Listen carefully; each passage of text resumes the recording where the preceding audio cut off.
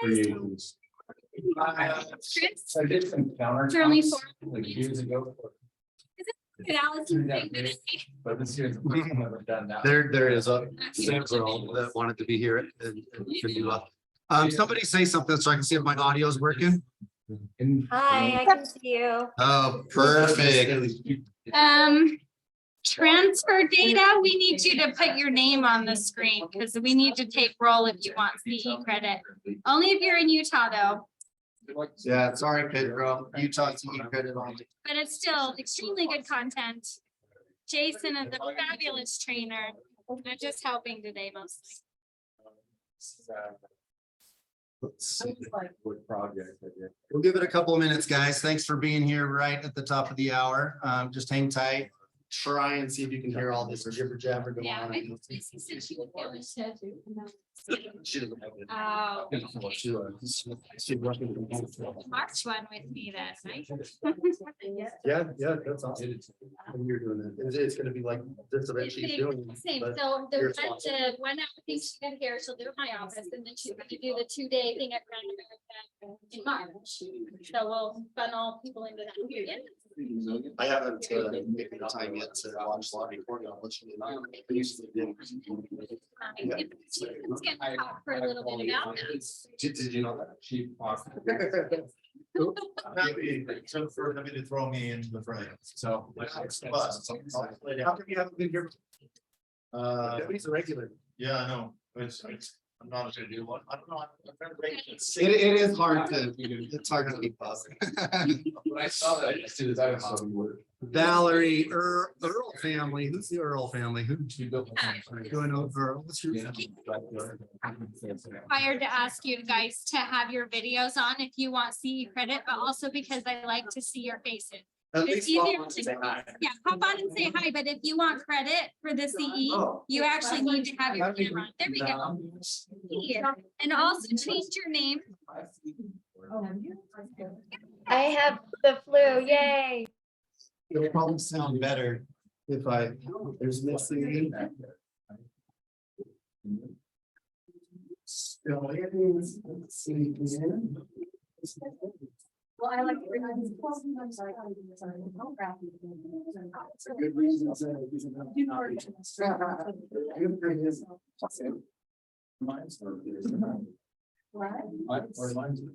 I'm Greg.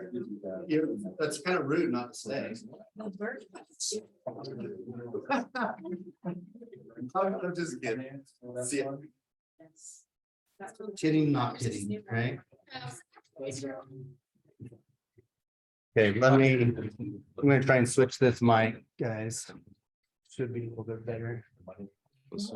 Oh, it already switched. Yeah, true. So just a reminder, ready, but have your, if you want CE credit, I do need your videos on and I need the correct name on your screen. Missy's not, is she gonna be running? Yeah, she'll check the chat. Yeah. Okay, checking, I'll check the chat, but if we could get her to take a couple of screenshots, that helps us prove attendance. Awesome. Yeah. Yeah. So issues that happen, how does that happen? Look, we lost some people when you said turn on your video. Well, and let's see, where's. Yeah, we said- Who was the one that you said? Put the name on this? Yeah. Oh my God. Pedro, Wait, good to see you, brother. oh,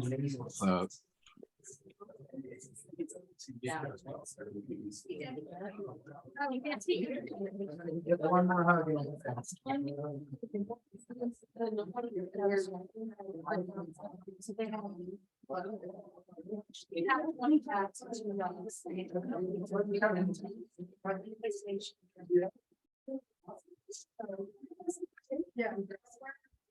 So. Okay, guys, let's get started. What do you say? Savannah, Kylie, those of you that haven't turned on your video, turn on, say hi. Hi, Savannah. Good to see you guys. She's gonna explain how the CE works. This is just kind of part of what they have to do on Zoom, is ask you to turn on your cameras, see that you're actually there and not just turning it on and walking away, whatever. And then she'll explain how she's gonna have some keywords in a form and stuff like that. You gotta dive in, You guys- by the way, with your form and everything. Yeah. Pretty awesome. So you don't have to answer this like in person, but or raise your hand or anything. But think about this. How many of you are here just because this is CE credit? I'm kidding. I'm Okay. It's okay if you are, it's okay if you are. But think about it, how many of you are here because you want to better understand the REPC? And you want to better understand the main tool of your craft, right? The more information we put in our heads, we have more words to choose from when we open our mouth, right? And so we all should be studying our craft. That's why we do trainings like this every week.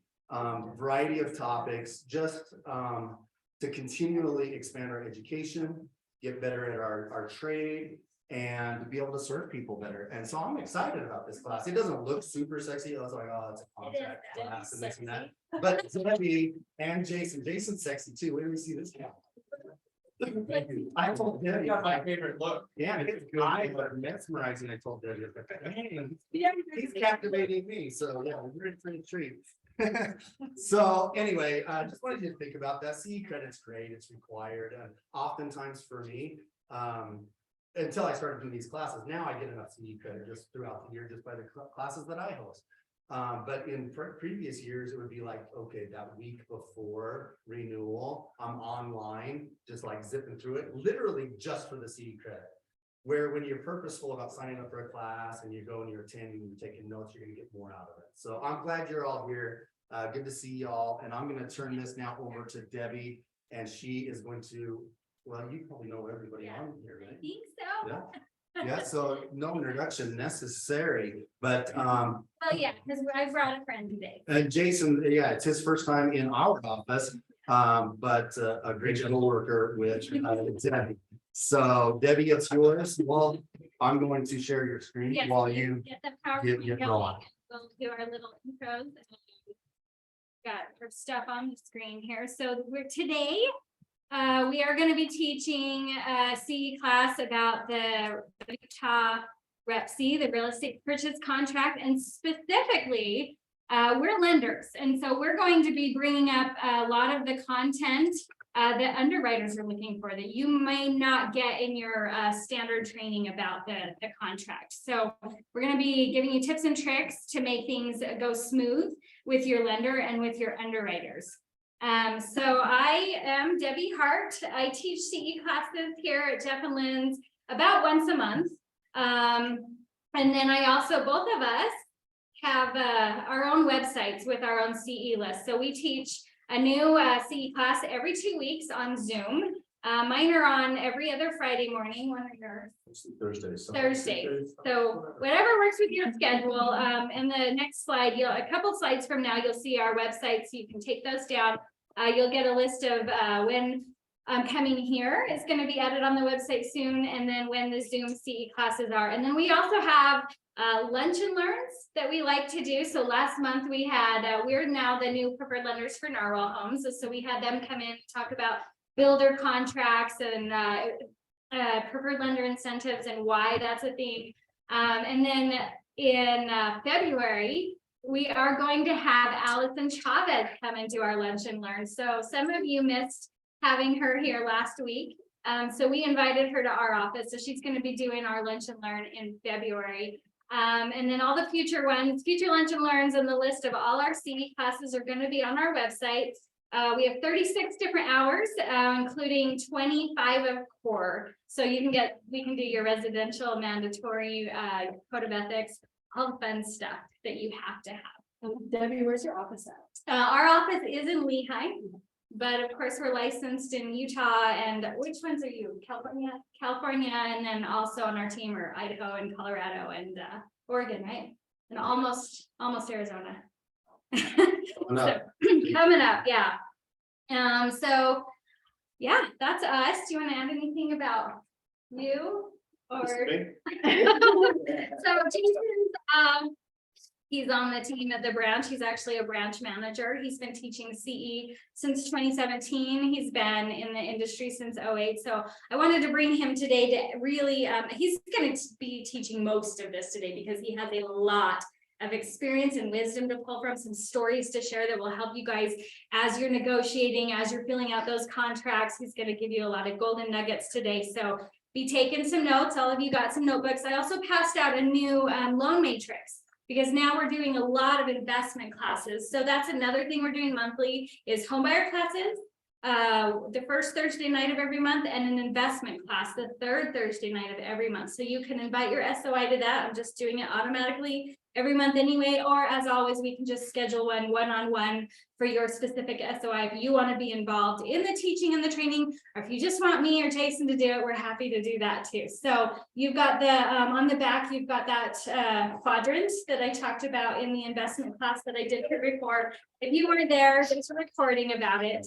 And if you guys don't have this, we will mail you a copy. Just let me know in the email and your form that you fill out for credit after the class. We've got the loan matrix on the front, the conforming loan limits, the minimum downs for each program. And then on the back, we've got the investment quadrant, the 4 different ways that you can make money on real estate investing. And then the 1031 exchange basics. So we have these are all full CE classes in and of themselves, but at least you have the content, the basics handy, and you'll have that information in your toolbox when you're talking to your buyers. What day and month are you doing those classes for the investment? The third Thursday of every month on Zoom at 6 p.m. But Thursday, like investment. be on the website. Yeah, just get it on our website and then you have to remember anything. That's my favorite. So on the Tuesday rate email, always going to be on there every week too. The link to register will be there just to remind you. So make sure you're opening the emails, because there's also extra fun stuff that we do. Like tomorrow is headshot day. We are doing free headshots for the agents that we work with who need a new updated, and we're having lunch catered and stuff. You're coming, right? Yes. So there might be a couple of spots left. So also get with me afterwards if you need new headshots and you want to come to our office tomorrow. We do fun. We also did a self-defense class for female agents yesterday. So we're doing fun stuff all the time. I have some pictures. And Tim and Ramsey going at it if you want those pictures often. She's gonna do it in the corner. Oh, okay, thank you. Okay, so I'll get to the logistics of how to get credit, and then we will get started with the fun stuff. So we are going to just, instead of passing out the roll in person and then doing the form online, we're just going to have everyone do the form like I did last time. There's going to be a QR code here in a couple of slides, and then again at the end that you can fill out the form, first name, last name, your whole license number. So if you don't know it, be looking that up right now. Your email, your phone, and your brokerage. And then there's a couple of questions, like if you do want the loan matrix emailed to you. All that fun stuff. Also, some of you have been involved in my real estate coaching program. I'll just give one more plug for that. My 2023 masterclass is coming up in January. It's going to be January 27th at my office. You will get the Millionaire Mindset book, the coaching packet, all of those things that we did at yours. It'll be a little bit upgraded with business plans. Every time we relaunch, we add a little bit more to it. We're only going to do one master class a year now. So that'll be January 27th. Of course, it'll be recorded so you can watch it after, but it's so fun to come in person. So let me know. That's on the form too. So here's the form. If you want to do that now, if you want to save that on your phone now, or again, it'll be available at the end. There's a combination. We're going to be saying 5 keywords throughout. So you need to fill 4 of those out, but also we're going to have Missy be doing some screenshots. So I need your videos on, and I need your correct name on the bottom of the screen. If you guys want to get credit, you'll need the keywords. And then if you're on Zoom, we need videos on and your correct name on the screen. Here's our website if you guys want to screenshot this page as well, or go to the QR code. Has mine, sorry, I didn't get your QR code on there. But Debbie-Hart.com or JasonCLoans.com. It's got all of our CE classes and all of the other stuff we talked about on there. Okay, so we're going to talk about the new conforming loan limits because it is January. I've been talking most of the time, so I'm going to let Jason start now, and I might just pop in with some stories. It's more entertaining. Below limits. Let us know if you want it. Cool. On we go. Okay, so I love what you said about learning. So this is CE, but really, I want you to get some out of it. And you guys are the real estate professionals, so I expect to learn something. So there needs to be interaction. I really hope there's an argument. You've already got your shoes off. You got a good ground. Get all Bruce Lee on. Anyway, all right, so let's talk about fourth grade. I was in elementary school. This is on the test. Also, it's to be in charge of the keywords because I'm going to totally forget. Okay. Okay. I was taking math and I asked my teacher if I could bring a calculator for the test, and she said, no, when you're an adult, you're going to be walking around with a calculator in your pocket. Little did she know. So I'm going to try and put the answers on the screen. Also, I'm going to try and get you to give the wrong answer. Learning happens in the human mind when there's a story behind it. I could dump all kinds of facts and no one would pick up on anything. But if we can tie stories to it, it'll work. And some of the stories might be the argument or the wrestling match that we have on the table. It looks beautiful. Okay, so what makes a contract? Something signed and agreed. Made, ooh, I like that. I like something agreed upon. You know your slides up there. Offered exceptions. Fourth grade math teacher. Actually, that's kind of the wrong answer, Oh, cool. but you can cheat. So,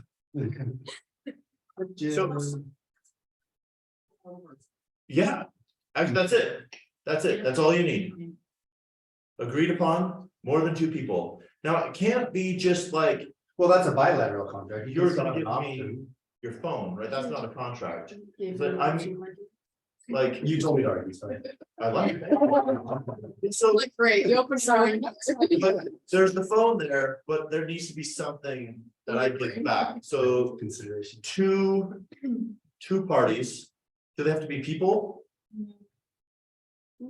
What, They have to have that capacity. Yeah. Or maybe the entity is. if it's not a human, who would be in a contract? Right.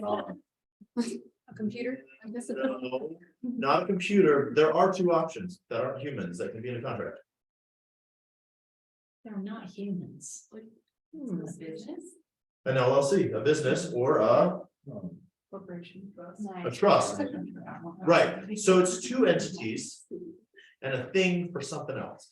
Now, we can go into all this stuff and be like, oh yeah, like, would it be a legal enforceable contract for me to supply 3 kilos of cocaine to Jeff for, Consideration of. yeah, I'm like, this is a family show, this is a family show, this is a family show.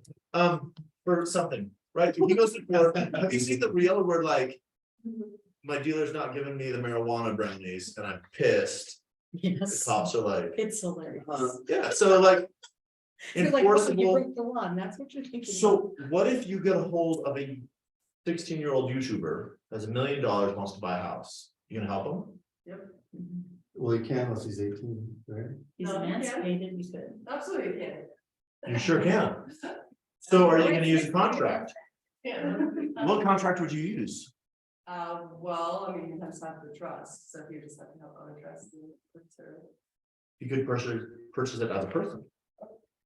You could do it as a trust, I guess. I've never actually explored that option. But here's the problem.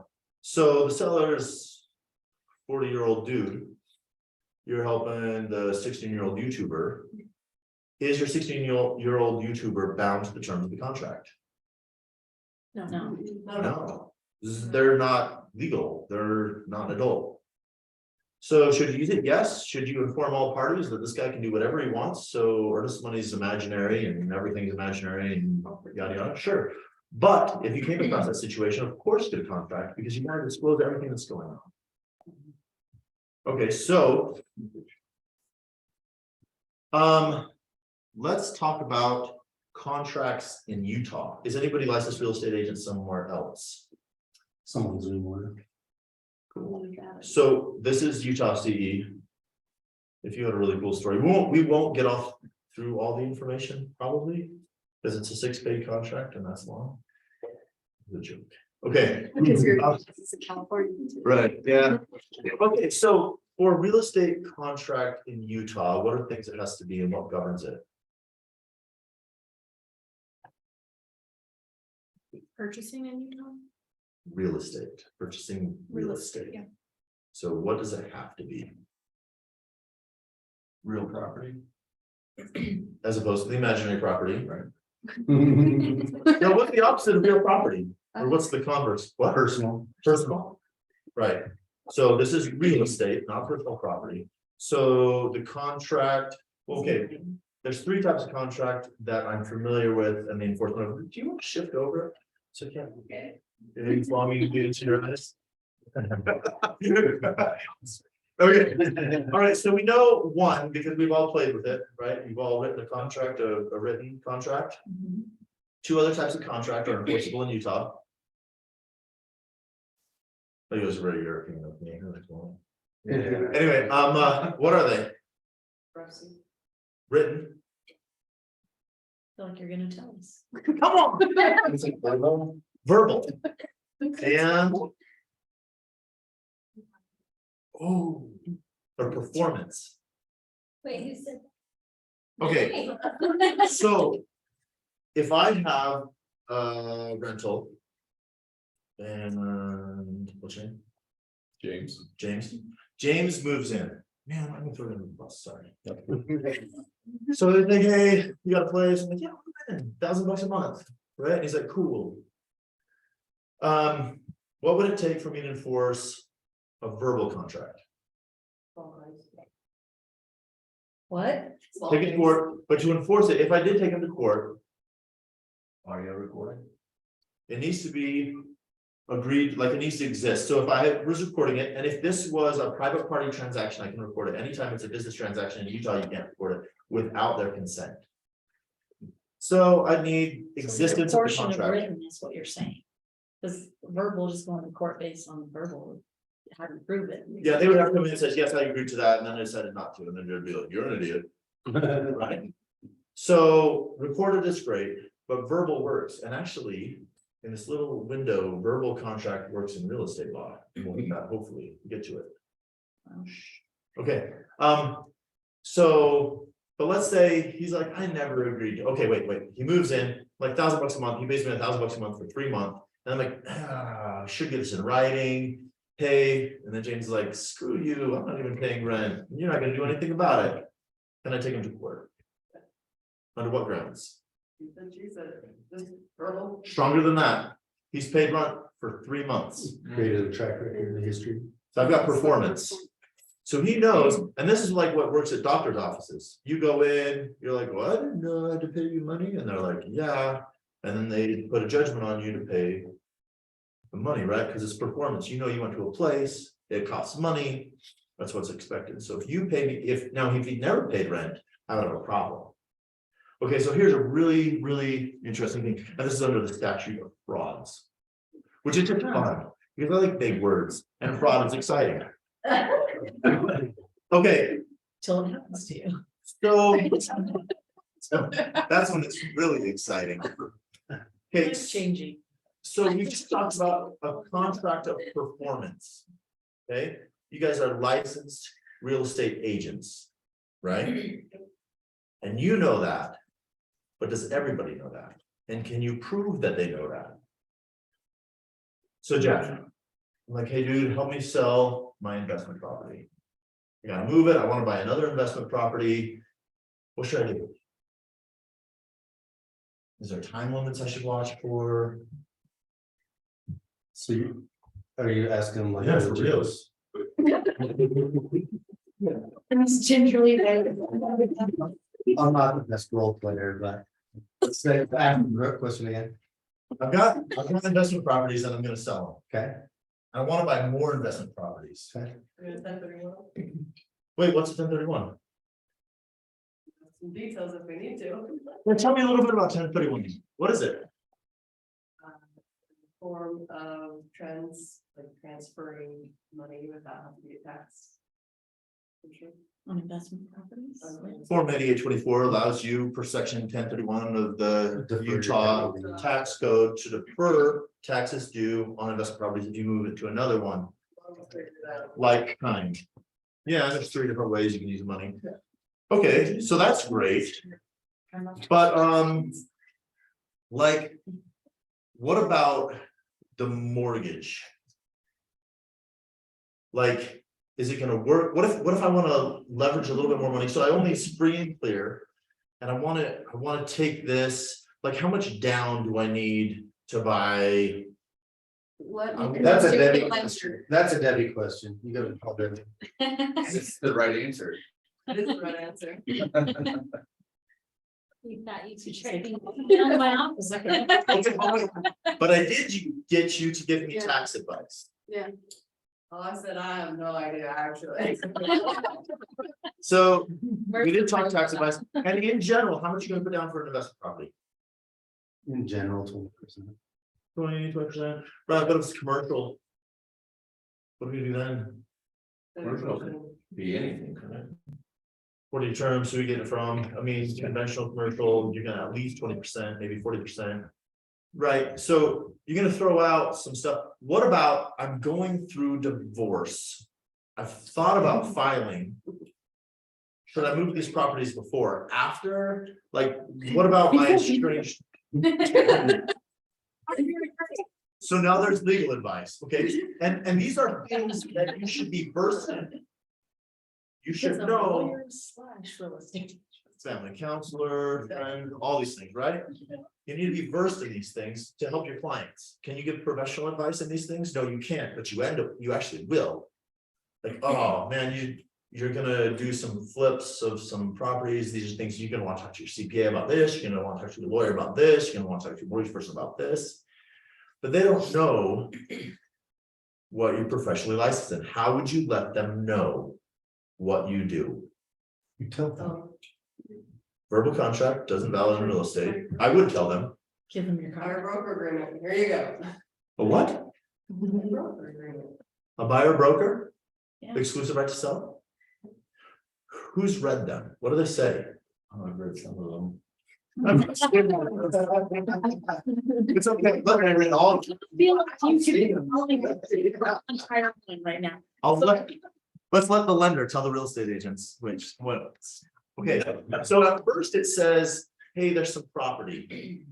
And I get paid for doing stuff with the property. And this is how much I'm gonna get paid for a property in this area, this specific property for this length of time, and this is the period where if you go try and go behind my back, I can still make my money. Then it says, I'm a real estate agent. I'm licensed to do this. Agency, defines agency. This is what I do in writing. And so you can say at that point, after getting this side, when they know in writing what you do, you can say, this is tax stuff, and this is a really good idea to look at this. I'm not gonna help you file your taxes. I'm not gonna help you file your divorce. I'm not gonna help you with your mortgage or your transmission. I can give you ideas and helps, but I'm a real estate agent. That's why I know this about other stuff. So everybody says, get it, so, because it protects you. But why, like, so you get commission? No, so you don't get sued for being a dentist giving advice on elective surgery. Cool, all right. If you didn't get the link on how to get credit, there's the QR code again. Is anybody having problems getting credit? I think the last time this link is in here, right? It's on the last one. Oh, cool. I love it. Just email if you can't get the QR code to us. Do you have a magic word? Yeah, REPC is keyword number 1. Do you wanna? Can they hear me well on? Debbie Hansen. Okay. For kicks and giggles, this is my favorite contract I've ever received as a lender. Let me go to page 2.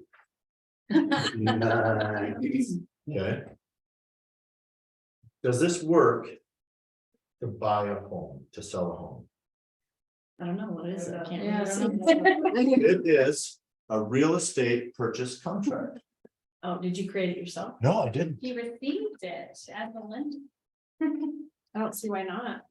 I mean, if a lawyer drew it up, A lawyer didn't draw it. Oh, My borrowers wrote it. the answer. I think. I have no idea. Well, Should we we- might use it. should- Both parties. Until it was contested, Wait, and then you fight about it. let's try this. So if you're representing the seller and the buyer comes in with this, Oh, legally, can Oh. you use it? yes, but. Doesn't it still have to be You drafted? would by us? want to. No. Yes, you can use it. Is it the best idea No, ever? No. Why? Because Because you got a lot it's not of protecting. This is 5 sections. There's 20 more that I find would be useful. Actually, I have 21, but this one's not a section. Okay. So I was actually talking to Peter Christiansen about this because I was like, for fun. If someone presented a licensed real estate agent with a napkin contract to buy a property. What's the legality of it? And so you know, yes, you can use it. Yes, you're an idiot. Yeah. What do you do if someone comes in, an unrepresented buyer, and gives you a contract that's not the Utah 6-page real estate purchase contract? You convince them. I asked To you do what? lots of questions. Implied agency. What? So, what do you do? Send over a counter offer with appropriate contract. You can actually, so this says at the very, very beginning, and we'll fit it. Oh, and look, it's right there. This is an offer to purchase. So as the sellers, can you present an offer to purchase to the buyers? Should be the other way. Yeah. You're right. Right. Right. So you can fill it out and it actually puts you in a really good position because you can fill it out however you want. As the seller, do nothing with the napkin. Say, hey, we're not going to recognize this. I'll send you over a contract. Review it. Let us know if you need any changes. Right? Can you advise the buyer as a real estate agent, As the listing agent, as the listing agent? without a limited agency? I mean, you can, but it's not a good idea. You clarified. Yeah, so you can get right, limited agency, same to represent both parties. Or unrepresented buyer. And Yeah. then just stay on. What's the one form actually? Oh, that's, Jumping in the weeds. I just didn't do like that was a headache. I hate it. The limited agency. No, not, yeah. Or actually, the buyer. What's the one form Like, keep coming, yeah. the buyers fill out? If you're no, what's the one form you can help the unrepresented sellers fill out if you're representing the buyers? As well. So, I'm thinking about something. I think you're gonna tell us. The proper condition, the 16 pages. You'd be like, this is the form. This is how you fill it out. Do you have any knowledge here? Okay. Or they've changed it, so you can get You it. can get it, so you can't help them fill it out. You can tell them about It's a it. trick question. You can, as far as I understand, you can't fill it out for them, but you can be there and be like, this is what matters. And as a side funny note, what's a stigmatized? Stigmatized property. Like if someone died there. If I had a guy who joined a gang, got his brothers involved, then things went south with the meth they were cooking in the house. So he killed them, killed himself, and I was haunting the property. But I was friends with his brother. We went in and remediated the meth. What do I have to tell the sellers? Buyers? Nothing. Nothing. Nothing. What if they ask? If they ask Yeah, about that. that's all true. It's supposed to be. Right, so you have to tell them it's meth. Gang activity is questionable. Yeah. Actually, I would advise you don't tell them it's haunted, because then you're acting like you're professional for something that's not recognized in the state of Utah.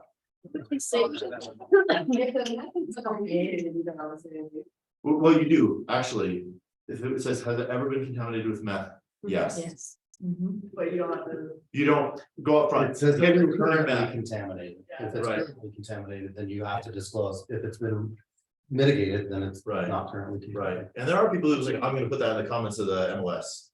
Mm. Yeah, okay, whatever. Okay, Mhm. so purchase contract, cool, all right. What time is it? I keep track. 1:33. Cool, we're half hour in, we haven't hit the first section yet, okay. This is the first paragraph of the purchase contract-ish. We've got on this blank day of blank 20 blank off a reference date. Why is that important? People on Zoom, I'd love to argue with you as well. It's what ties all other first, the future addenda and everything. Yes, to that's the this. biggest reason. Could you have two contracts from the same buyer and seller on the same property and not have dual contract? Yes. Why? How? Right, one canceled. Can you have two open contracts with the same buyers from the same property? No. Open Yes, you contract's can. not a Can you gift. rob a bank? Yes, I've got some schemes. What is dual contract? You have two different contracts for the same person. at the For the same people, for the same property, typically different prices. And you can't Different perform on both. Typically, you would perform on both. Let me teach you how to commit mortgage fraud. Okay, so we're gonna get this property. You want me to stop the recording? So Jeff and I are buddies, and like, hey. You're cutting me a sweet deal, and I'm gonna kick you a little bit back more, but give me another contract that's giving the property at full market value, because I'm gonna get a loan against that. So I'm gonna get a loan for more money than I need, and you're just gonna kick me back some of the money. I'll get you 50 grand more. It only costs me another couple hundred a month. No, not even $100 a month. Get us both thousands of dollars more. Double contract. You're not a good friend. Do you want us to just keep it all? Contract to you as the lender, and then there's another contract just to the one being used with the buyer and seller. Yeah, We've got a deal that we're cutting. sounds like you've done this before. Okay, the other reason that this date is really It's important happened a lot. Yeah. is for FHA. Why does FHA care the date of your contract? Because you can't enter into a contract within 90 days of the previous transfer deed. It's like the first time anybody's answered that question right. That's really at the large. beginning. That was amazing. Because you can't. But-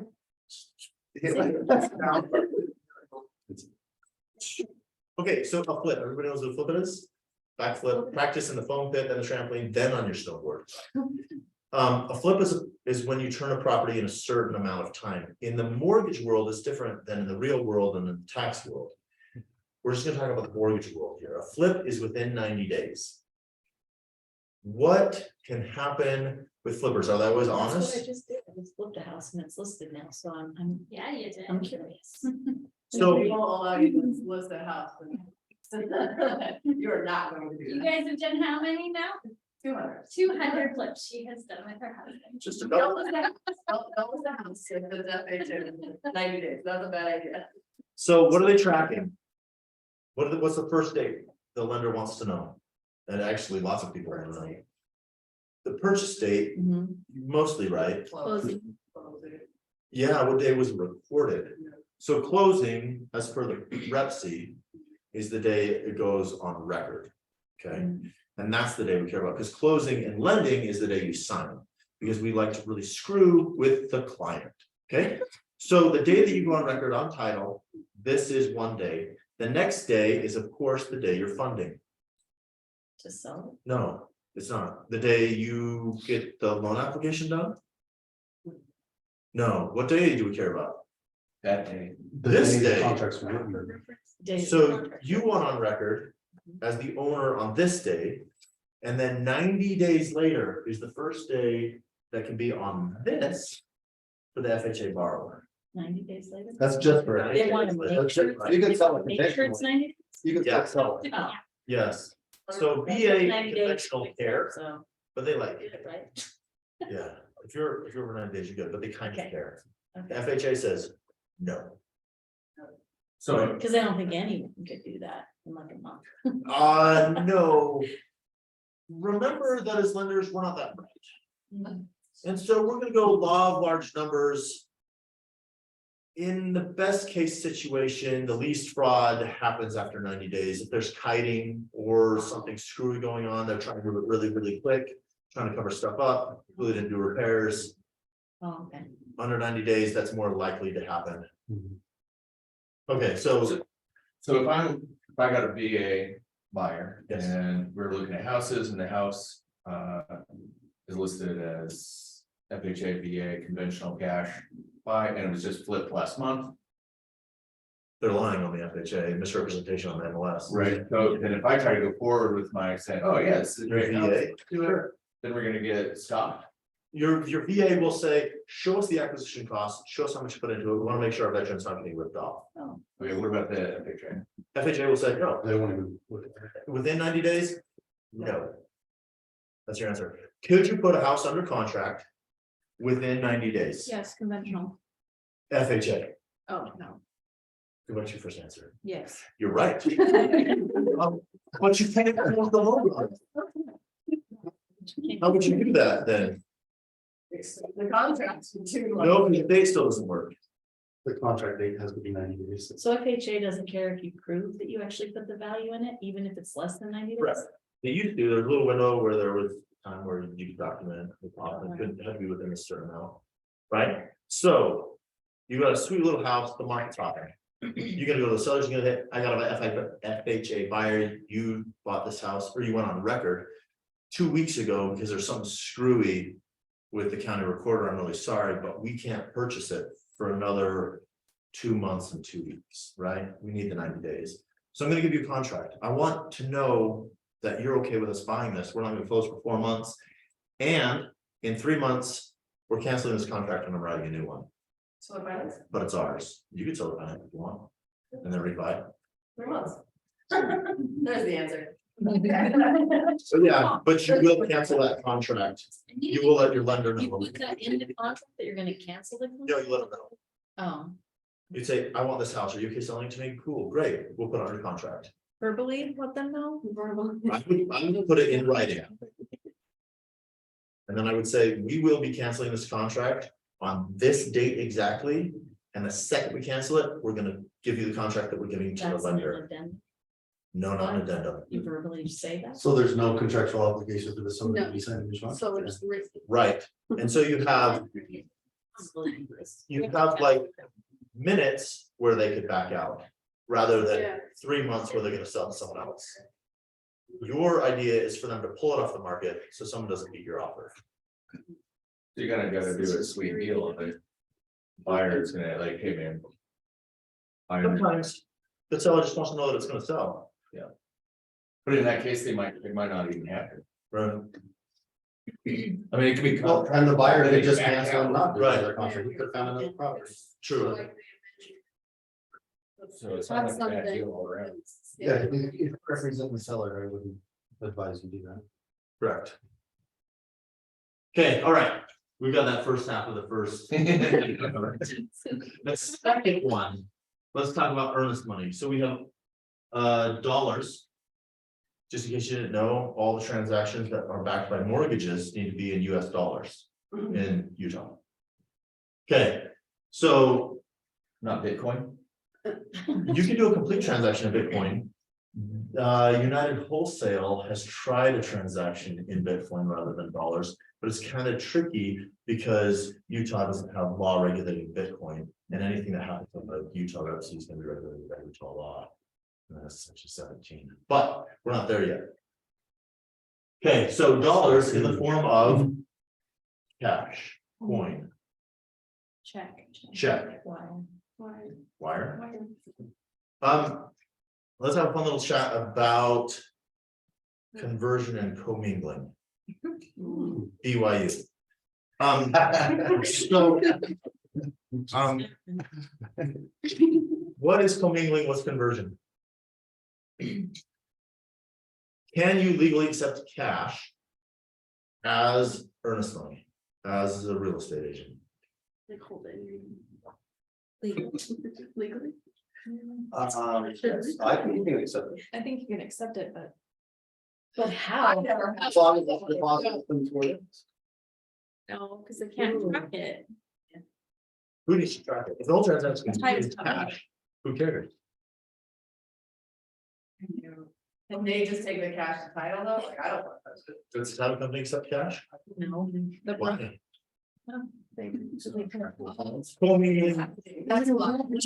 Small children. So here's your problem, commingling and conversion. Okay, so. I've got arguments about this. I don't know for sure. But I think you can take cash. Also, I've got a great business opportunity of ski masks. This is why, this is the problem, right? So if Jeff gave me cash.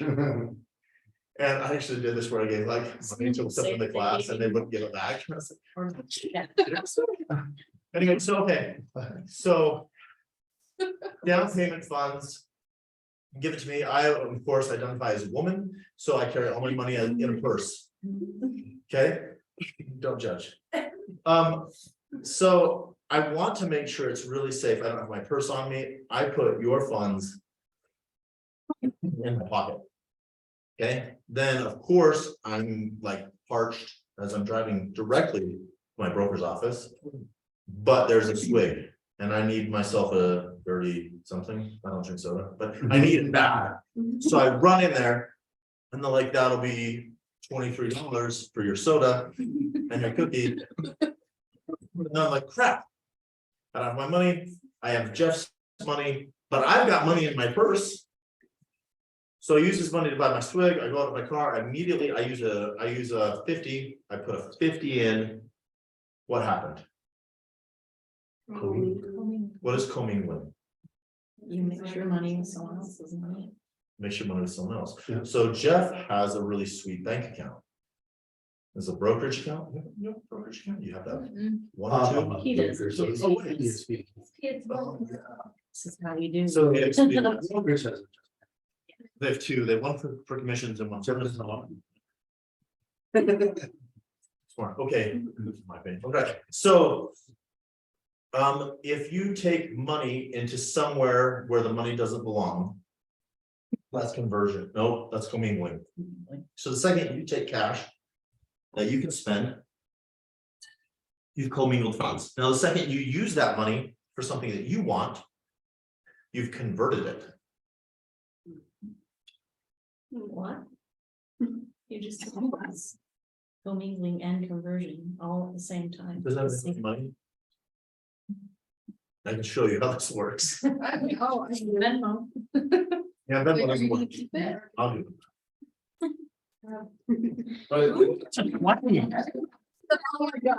So have I converted or commingled this money yet? No. It's in my possession. No. And this is why people say that it is legal. I have this money. Sorry, I give it to the broker, imaginary broker, boom, transaction, it goes in the brokerage account, we're good. Now, You have converted or commingled. I have not, Okay. yeah. So you want to change? I thought you were just saying converted. Oh. I typically don't like sugar, but you guys make me all nervous. So what did I just do? I had the mint, I need to get the mint in my mouth. Here's my money. See, look, my money's folded in half. Where's the camera? Where's the camera? Is that conversion or? That's commingling. Commingling. Commingling would be putting it in your own bank. Yeah, depositing a check, commingling, If you We put it in kept your own it bank separate. account instead of a trust account. or if I put And the just commission check use my own. in the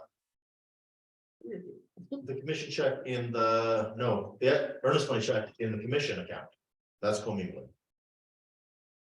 If I use that That's earnest money, legal. Commingling. no, it is not. That's. Wait, if you take the Then- earnest check and put it in the, oh, not a trust It's account. commission Okay, sorry. account. Yeah, we got problems. Now, if I paid commission Brokerage of the trust account. with that earnest money, or if I bought my swig. With that earnest money, that's converting it. Oh. Most people believe in a supreme being, you know, maybe call them the different names. Conversion. All right, Now, what about, yeah, Venmo? So, hey, you know what? I got it. I can't get to you today. I'm gonna Venmo it to you and then you can deposit it and, then know to who? okay, say. The trust account.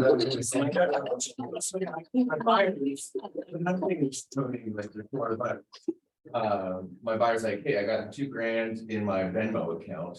And instead of transferring it over here and then doing all that, I'm just gonna send it to you, To you, Ian? to me, so that I can give it to the brokerage. Awesome, yeah. right?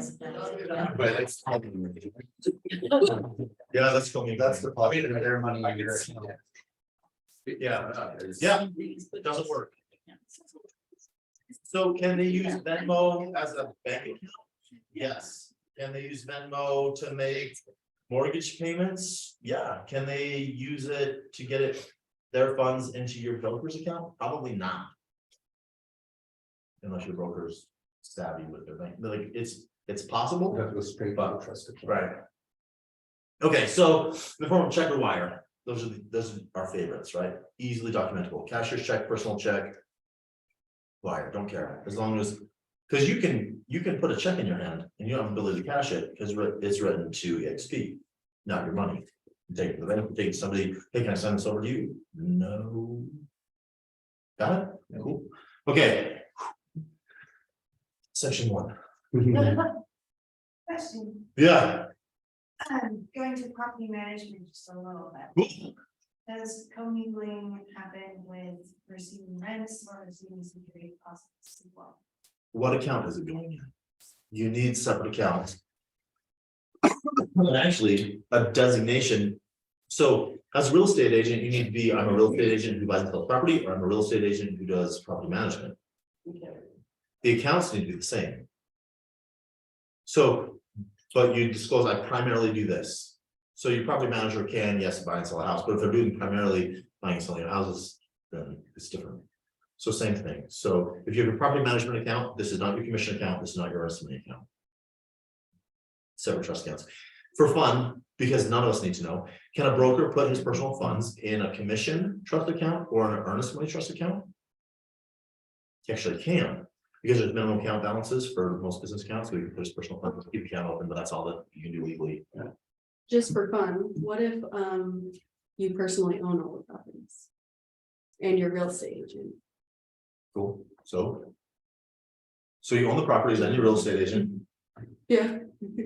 That doesn't matter. And Yeah. with that same scenario, and you take students' money and deposit into the same account as your commissions. But you don't have a trust account.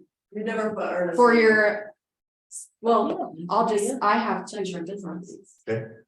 We use the same bank account For for Rents our and security commissions. deposits. And for Right. any other investments. perfect. Good. No, that's great. Okay, so let's jump completely off the class and talk about investing in real estate really quick. Okay, so everybody says put property in LLC and run everything through an LLC. What are the advantages and disadvantages of an LLC as an owner of real estate? You can sell an LLC. You sell with an LLC, who cares? Well, that is a good thing. You can just Why? sell an LLC. Oh, wait, let's not talk about Okay.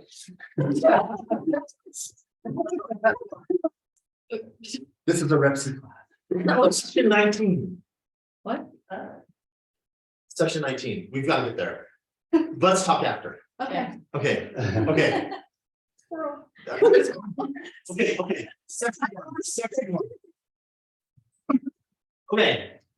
We've got a purchase contract to buy real estate. So mobile home. Modular home. Manufactured home, modular, manufactured, typically attached. Yes, so the wrong answer for real estate is. The rightest wrong answer, the answer you're gonna give everybody that's in fact wrong is. What is real estate? Land and what's permanently affixed to it. Yes, that's the wrong answer. The right answer is ridiculous. So if the swing set is concreted into the ground in the backyard. Is it real estate?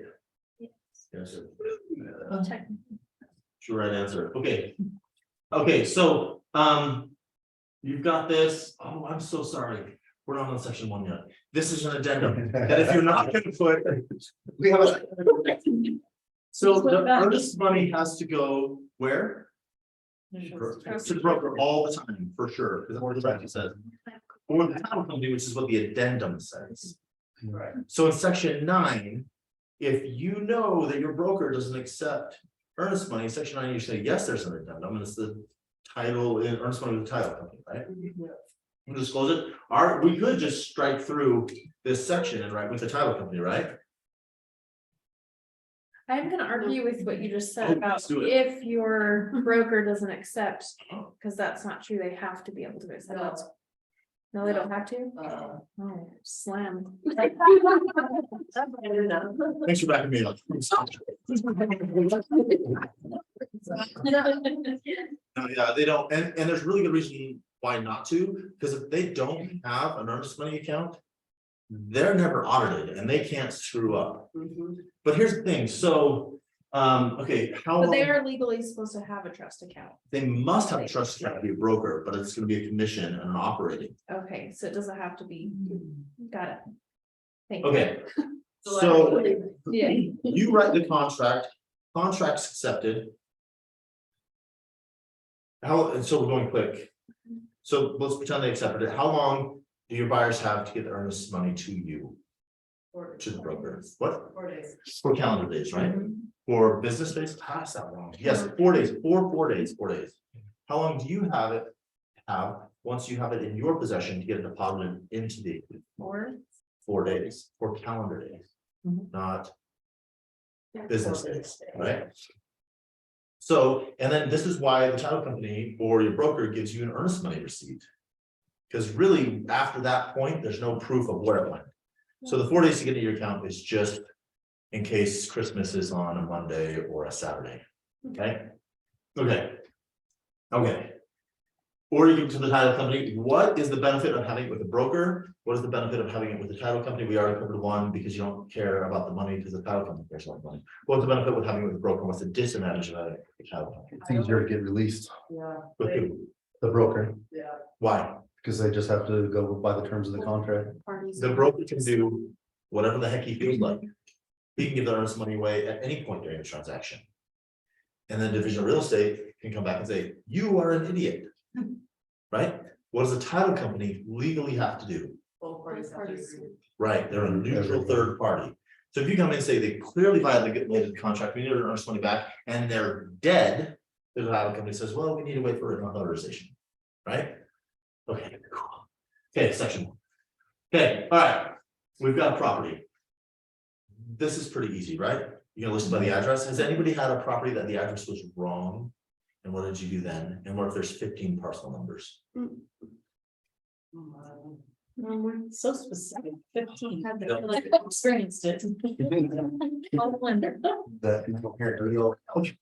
As far as a purchase contract, if you want to do it right, which I don't necessarily suggest you do, you put the address that's wrong. And then because the seller's like, no, this is the address, and this would happen like when Eagle Mountain started, and they're like, we're gonna put east on half the roads and the other half would not, because that's fun. So you had to have the east or not, but what if you had the builder who slated the subdivision with the house on the corner facing this way? And then they got the address, and then the buyers came in and were like, we want it facing this way. They have like 2 totally different addresses. Number and street will be there. So on the county, it says it's this, but in reality, it's this. So you put it on, the legal number stays the same, which is great that it's there. And then you say, we're buying this property, AKA this property, and you're done. Because back in the day, I went for the 4 months correcting with the federal government what the address was and made everybody wait. And then like the next month, people are like, dude, have you ever thought about an AKA? And I was like, Son of a. yeah, but it was cool going through the process. I learned a lot. Okay. If this were the house I was selling, what could I take and what would stay per section 1.1? Bolted down, Rods have to say, take the furniture. bolted down, or not bolted down. What could you take versus what should stay? Yeah, Well, this thing that stays unless it's excluded. but on TV. The only thing, the bolted down, but not bolted down is the most right answer that's still wrong, because if they have draperies. They're not put that explicitly in the included, Say what? explicitly stated in the included or not included. Yeah. So I had a real estate agent, they had super nice window coverings, and he's like, they're gonna take those with them, and he didn't say anything until they took them with him, and he says, you can drop the purchase price $3,000, you can give us $3,000, or you can bring the drapes back. So we got another $3,000 out of the contract, right? But And we'll get into a little bit more. Other included items. So, what is the one appliance that must be to make the house a home? Stove. Range. Gosh. Yeah, so if you have new construction and they don't have the appliances, can you close? No appliances? No appliances. It's done. They're just in China and they're coming. I promise they'll be here. We'll get them. Everybody believes you. Yeah, I It'll be guess closed. a certificate of occupancy issue. Why? Yes. 'Cause you can't- It's not considered habitable. Can't cook. Why? Can't cook.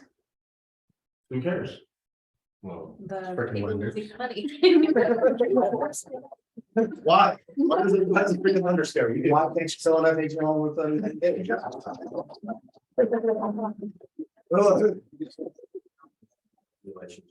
Right, right. That's fine. You can't get a certificate of occupancy without home. The government says there's not a house without stove. So the stove has to go, everything else is negotiable. Right? Here's fun, and we're jumping ahead a little bit. Okay, so I love, that's just a window, it's not a touch screen or a screen, is it? No, it's just a window. Cheapy. Mhm. Hey, so my fridge has a fridge. It's in separate. okay, so let's say that this is the house and that is the fridge. But there's a fridge in the garage that, like, you got that, I mean, you still have the 10-year sticker on it, like, that's, when did you buy the fridge? When did we move in here? 3 years ago, When I'm- 3.5 years ago. Okay, let's say you just got it, and you like the old fridge, it still works, but this is cool. Your wife is like, you need this new fridge, Mhm. but it's in the garage. Okay, so Jeff, you're selling the property. I'm buying the property, I come on Tuesday. Okay.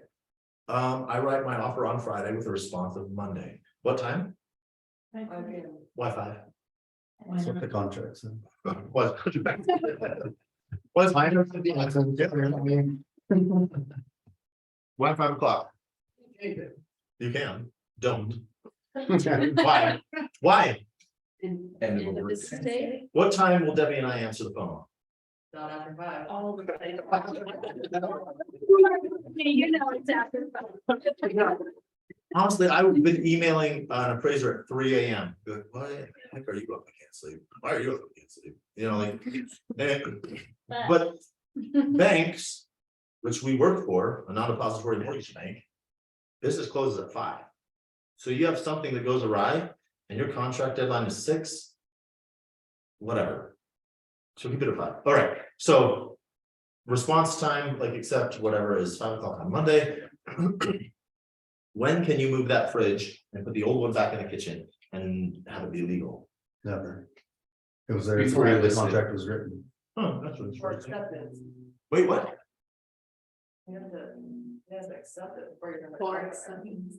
Huh, so when's the last time I could move that fridge out and have it be legal? Well, you can't. Well, if they've already You're signed it, right. they wrote the offer that was there.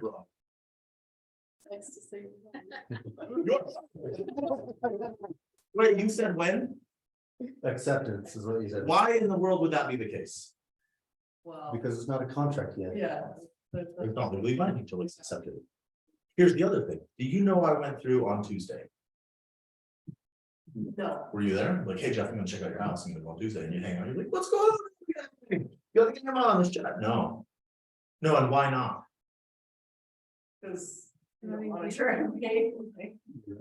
Fair housing. No discrimination for race, color, religion, national or sex, mental status, age, or handicap. Can't do it. So if I walk through, just like, I really hate white dudes. He could hate me because I'm bald. That's fair. You can discriminate. But It's not a protected class. soon. In Washington State, you don't even put the name on the contract anymore. Because it could be discriminatory, right? So he doesn't know I came through on Tuesday, which is first problem. I wrote my offer on Friday. Does he know I wrote my offer on Friday? Nope. They didn't see it. Maybe it couldn't be presented to him until Monday afternoon. He's like, I love it. But it has an offer reference, did it? It does. Well, it was I written. mean, yeah, it's the very first section. That's not even section 1 we talked about for a while. He knows, so he knows like when the offer was written, but he doesn't know when I see the property, he doesn't know the condition of the property, he doesn't know anything. So the condition of the property is upon acceptance. So you could, if you were crooked, be like, oh, we got this great offer, let's switch out all the appliances, we'll put in all new appliances, and then accept the contract. Legal, yes, ethical, no. But you also have to prove it, don't you? Like if you have photos of it with that fridge and you have no proof that you Yeah, lived well, it out listing photos. before. It's still an argument though, if they haven't accepted the contract, it's, But who's to say like, hey, you know what, it was still there when they accepted. you would have You'd to counter offer and identify the fridge would stand. You would go through your walkthrough before closing and say, hey, there's misrepresentation, and they'd be like, well, it was that way before we accepted, we didn't know. You wanted the appliances, we didn't know that all the pictures we put on the MLS board, you're gonna be basing off of. I've heard of agents put model numbers in their contract if it's like a really nice range or whatever. Yeah, But Sid tried to do that on hers and the agent said, why do we need to sign this? And people didn't send it to us. because I don't trust you. Well, so here's the thing, like, we're in the business of Yeah. buying and selling money and buying and selling houses, right? But that's not the real business. The business is relationships. Protecting. Yeah. So, Jeff, if you get two offers and they're identical, and one has Debbie's pre-approval letter with it, and the other one doesn't even have a pre-approval letter with it, which is the better offer? The one with the pre-approval letter. So the offers are the same. No, You to didn't me, hear the that. one with the No, you didn't hear pre-approval that. The offers are the same. Oh, because the agent's telling the client they're the same. Well, the terms of the offer are the same, but the pre-approval and vetting out the It financial depends on the stability of the buyer is my responsibility. Okay, so as a real estate agent, your job is to take care of the client. That's what they're signing on their exclusive right of the buyer broker, right? You're gonna take care of them. So you can't, say the bad words about people, code of ethics violation, right? But even like, you get an offer from an agent who screwed you over 3 times. The offer is $5,000 more than the offer from the agent that you know and love and closes everything and they're an excellent communicator, which is the better offer The better agent. for $5,000 less. Depends on the Well, it depends on person accepting. yeah, the motivators of the client. Can you say, I've worked with this agent before. In this occasion, they did this. I don't trust their offer. Yes, Can you say they suck? I don't Yes. know. Can't say I this. say it all the time. Yes, yes. They suck is a violation of that. What happened is good. There's so many agents that like, we had to accept the highest and best offer. That's not the dollars. The other thing is I had a client down in St. George area, selling a property, hundreds of thousands of dollars. He accepted an offer for $72,000. He wanted to take an offer that wasn't fair market value because he was dying and his kids were not in his good graces and he didn't want them to get the funds. Wow. That was it. So his best offer was not, so you make sure that you're taking care of your clients, that your priorities are not theirs. The golden rule is not quite right. So take care of your clients, okay? Folks, we're gonna get through this. Okay. Second keyword. Oh, Yeah. Stove, Stove. home on the stove. Okay, so if you're including personal property in the contract, list it specifically. What is the problem with putting personal property on a real estate purchase contract? Lenders don't like it. Why? Same reason they don't like no. Because they don't want a loan on personal property, they're loaning on real estate. Personal property And lines? if you've got too much in there, there's the whole inducement to sale on Real estate. scraps. Real estate purchase contract, not imaginary estate, a personal property. Right, so by putting it in the contract, you are implicitly stating that it has value. Unless you write it out that there is no value. I was just have a contract contradiction of terms, because it has value enough to be included in this contract, yet it has no value. What should you do with personal property? Pardon? Bill of sale. Bill of sale. That's a double contract. Yeah. Savannah, Oh, Savannah, so you say you say do a bill of sale, so you can have 2 contracts going on at the same time with the same clients, Different. Yeah. So are you saying you can't do a bill of sale for personal property? That is what I'm saying, but actually, where is it? Furniture you can. Addition, right there. Personal. To be under a separate bill of sale. So you're right, but I was arguing with you. It is not dual contract. I've had agents say this is dual contract. It's the same stuff. No, it's not the same stuff. We have real estate and we have personal property. The personal property should go on a bill of sale. And if it has value, it should be determined on the bill of sale. Right? If it has no value, nobody cares. So if you put it on the real estate purchase contract, we already said it's being left at the convenience of the parties in the first paragraph. Then you're gonna put at no cash value. And as long as you don't put anything that's not customary for the area, the underwriter's gonna believe you. If you put the 69 Corvette in the garage, swing set, lawnmower, cool, shed, cool. Right? Okay, what would you exclude and how would you do it? Perfect, I love it. Moving on. Water shares and water rights. And just remember to do it specifically because you're preserving relationships. And you're gonna explain like, hey, I know you, I trust you. That's why I'm putting in here. I want to keep that relationship with trust. I'm gonna be very explicit in this contract. Not like lyrics of a song, but very clear about what we want to have happen because I want to preserve the relationship. It's not that I don't trust you. I want to be clear. We really love your taste in appliances. Okay, water shares and water rights. Whole separate class on these, but for kicks and giggles, what's the difference between a right and a share? Personal and ownership. You're kind of right. A share is like what you can take and you're allowed versus, It's separate from the property. Okay, Close, we're good. it doesn't really matter. If I dig a hole down into the ground on my property, that's all my property, I have the water and mineral rights for everything on this property. I have the rights to all of the water that comes out of this. Now, let's say that the municipality, the city says, hey, we decided that we're gonna do things differently and all the water under this many feet is ours. And I'm like, crap, and they do what they want because that's how they are. What? In Utah, it's not your water though. Yeah, because that's what they did. Because originally it was, if you bought land, water was yours, and then Utah said all the water in Utah is ours.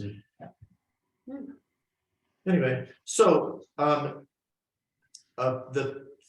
entity that has the water has the rights.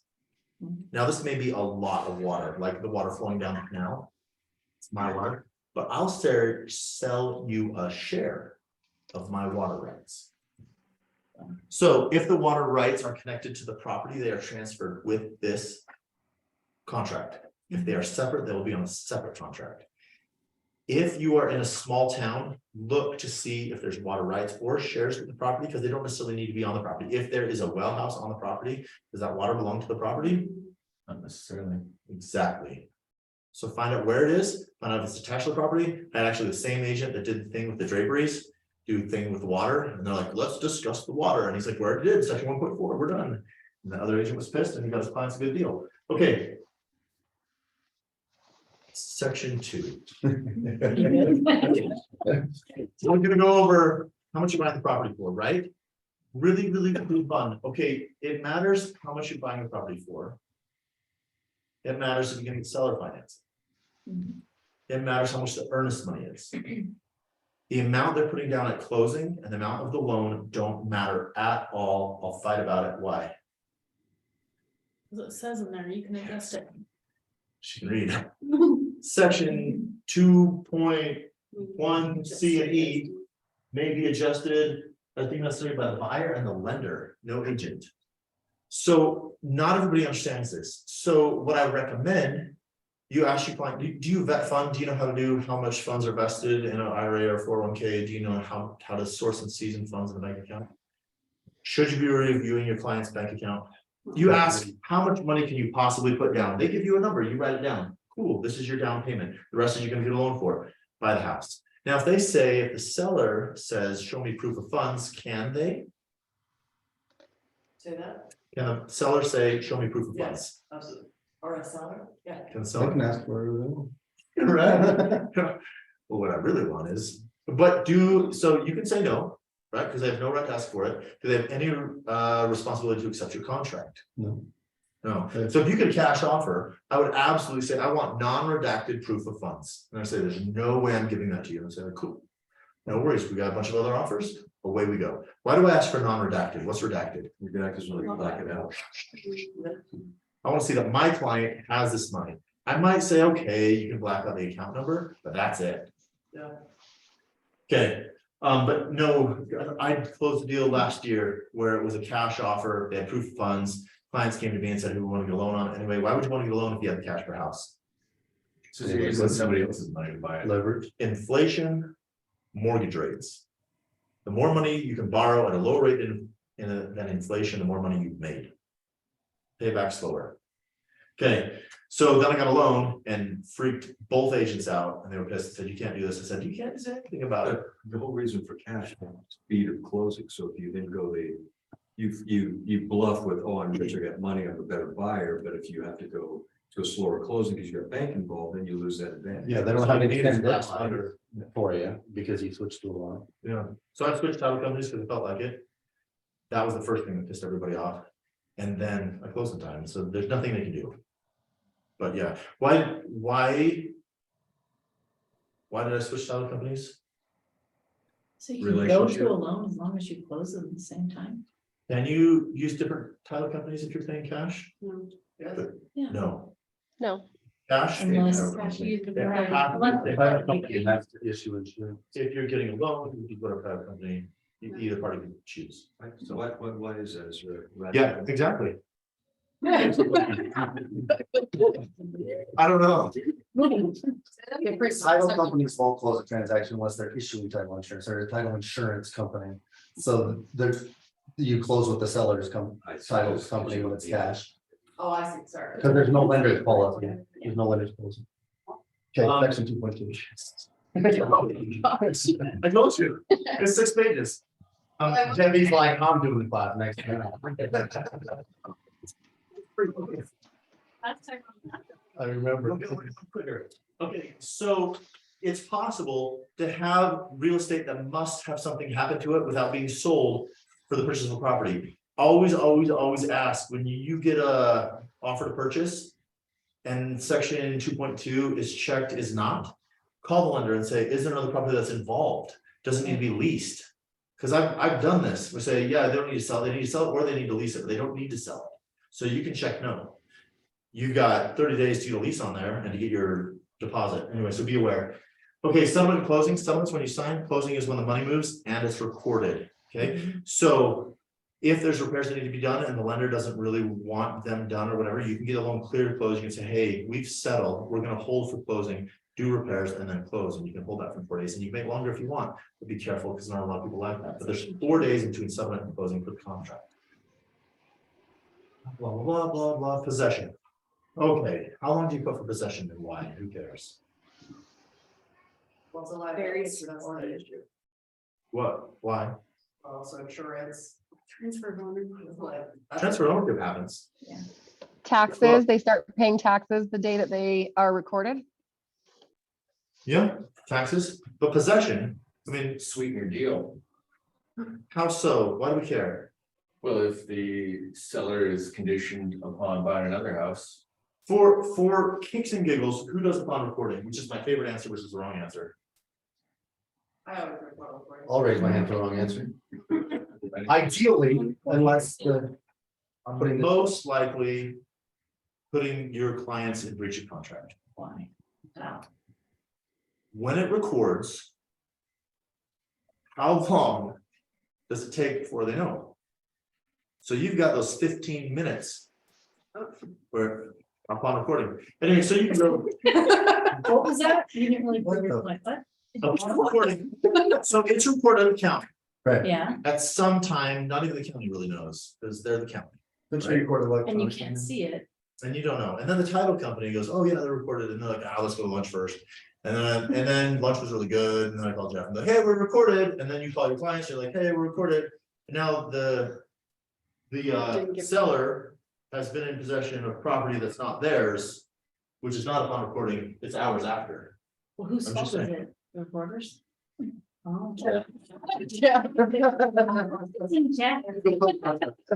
Anyway, basically saying human error at the title company, they're saying that it's true, but they're actually not. Have you seen? Is there some document you can get? open your butt. Buyers come back and turn it But the real issue is, what if you go 64 days? What if you go 5 days? What if you go 7 days? What's the point of them? You're gonna sweeten your deal. You're gonna let sellers know else. It's a domino effect. They need some time to get out of their house, to get packed up to move, because they're living here, Oh, they're yeah. transferring to Tennessee. So you can have them 7 days after recording that they can possess the home. Super nice. Mhm. But who knows about the moratorium? This class was so much fun when COVID was going on.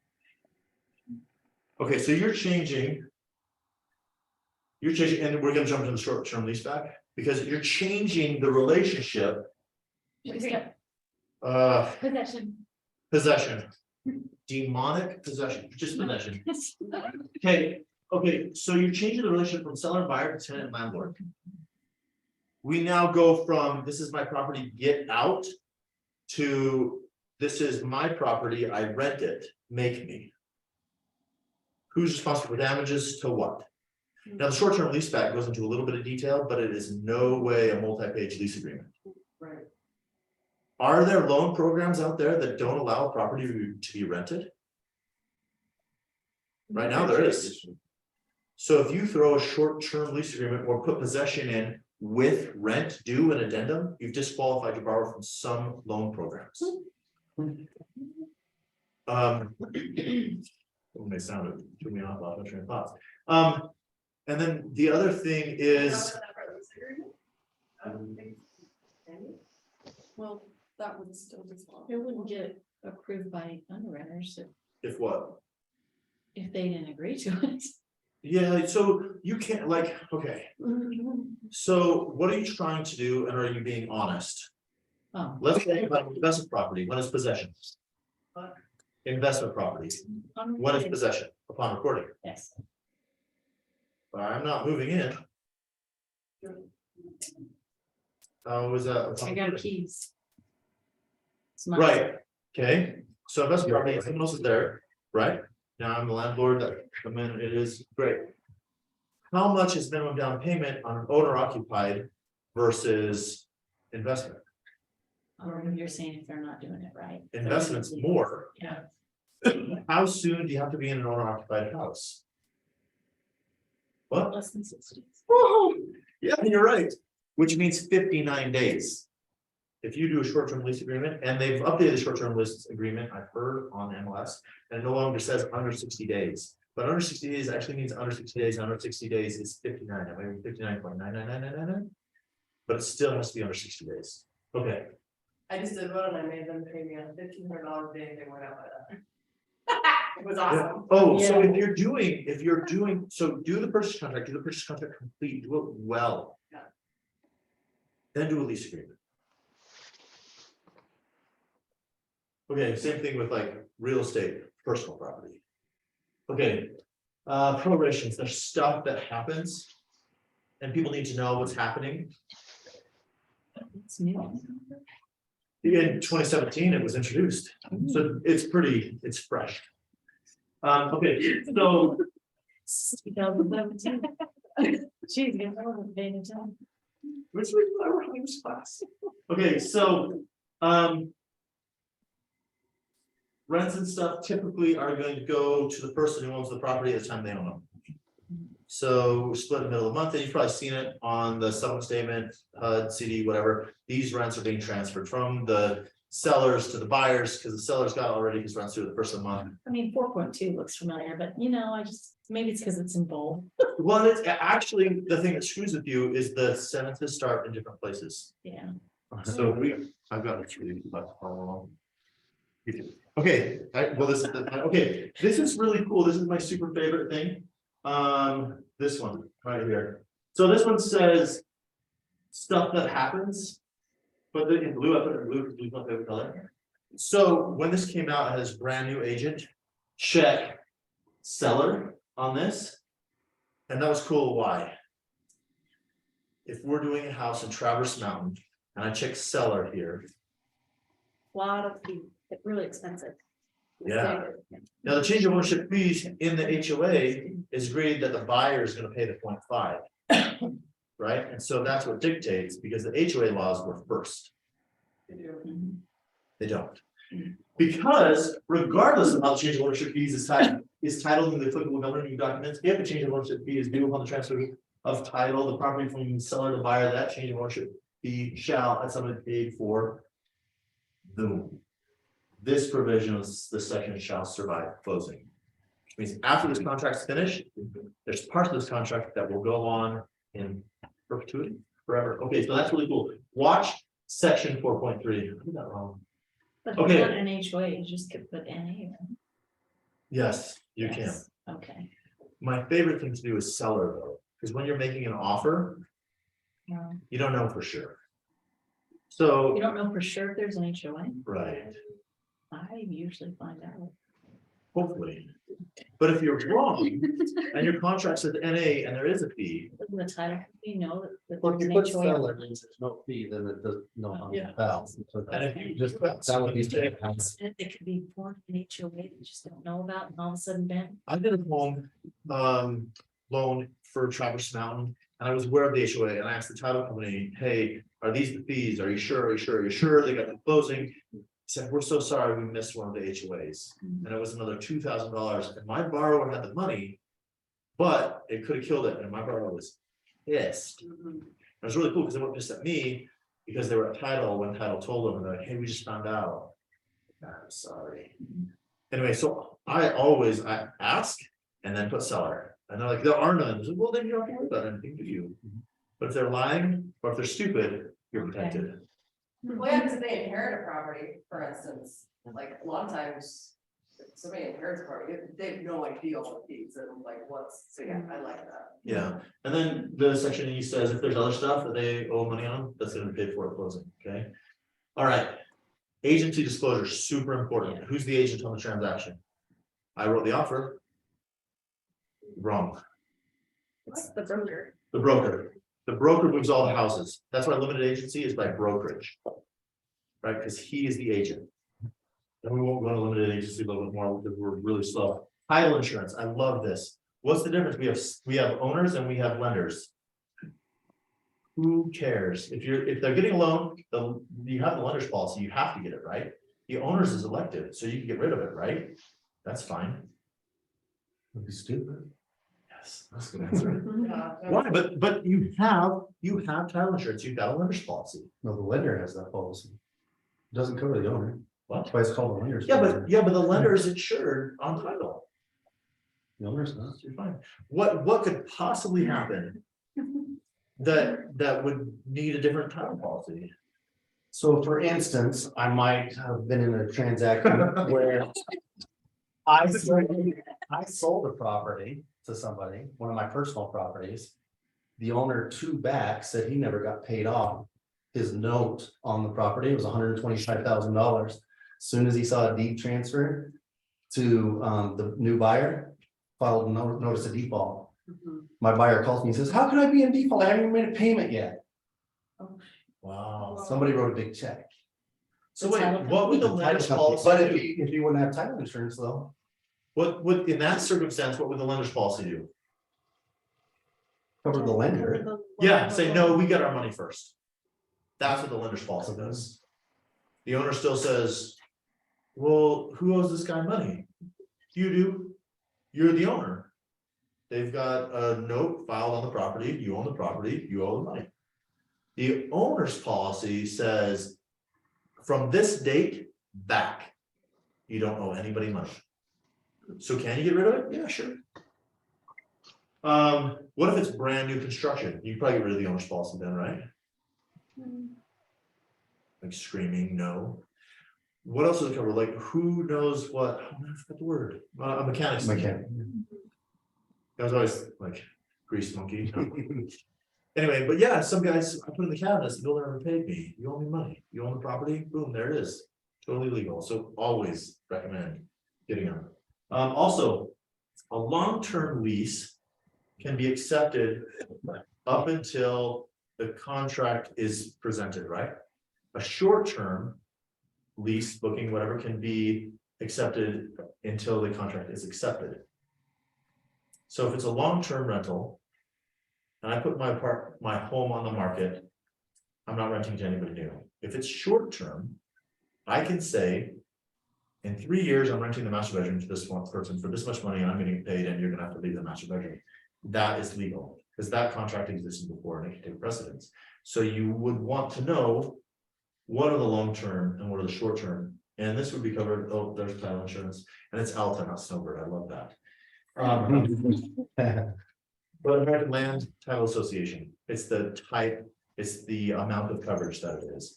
Did what's the anything? Hey, how are you? No, you have to keep going. Okay. No, All right, you're good. let's close this. 10 more, 11 more. Give number 4. This is gonna be disclosures. Okay, Disclosure, keyword number 4. the thing that people think is property disclosure is all of your property disclosures. It's not. Be aware, they should know that title is What was clear. They should give you a copy of the PR. They should see You CNRs, get the asked that minutes. a lot. There's really not, they get snatched up really fast. Who are you looking for? Okay, so I really think if you're buying an HOA, you should review the minutes. And the reason why is like, the minutes would say stuff like Karen got up and screamed again. And you're like, oh, Karen sounds like a real piece of work. And she's in unit 14 and I'm buying unit 15, right? But also, hey, we're not putting the boilers. This is gonna be a $20,000 cost, every owner, $20,000 cost, until it has become an assessment.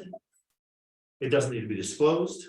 It doesn't need to be anything. If there is an assessment in section 4.1, it says that whoever's needs to pay for it, the buyer or the seller, right? So like Highland City, when they put in the sewer, they said, hey, you need to go on the sewer. If you do it now, our excavation company can hook you up, or you can do it on your own. You have 3 years to do it. Right, so my parents didn't want to go on the sewer. They didn't do it. Within 3 years, they had to hire other people. If they would have sold that in that time, the buyers could have came back and said, you're responsible for the fee because the assessment was established while you were here. To be approved. But the minutes will talk about if there's an assessment. They'll talk about what's going on, talk about solving. You're going to see their budgets, their long and short-term rentals are going to be here. Lead-based paint and FERPTA. Who knows what FERPTA is? I'm gonna skip it because nobody cares. You can ask me after. Okay.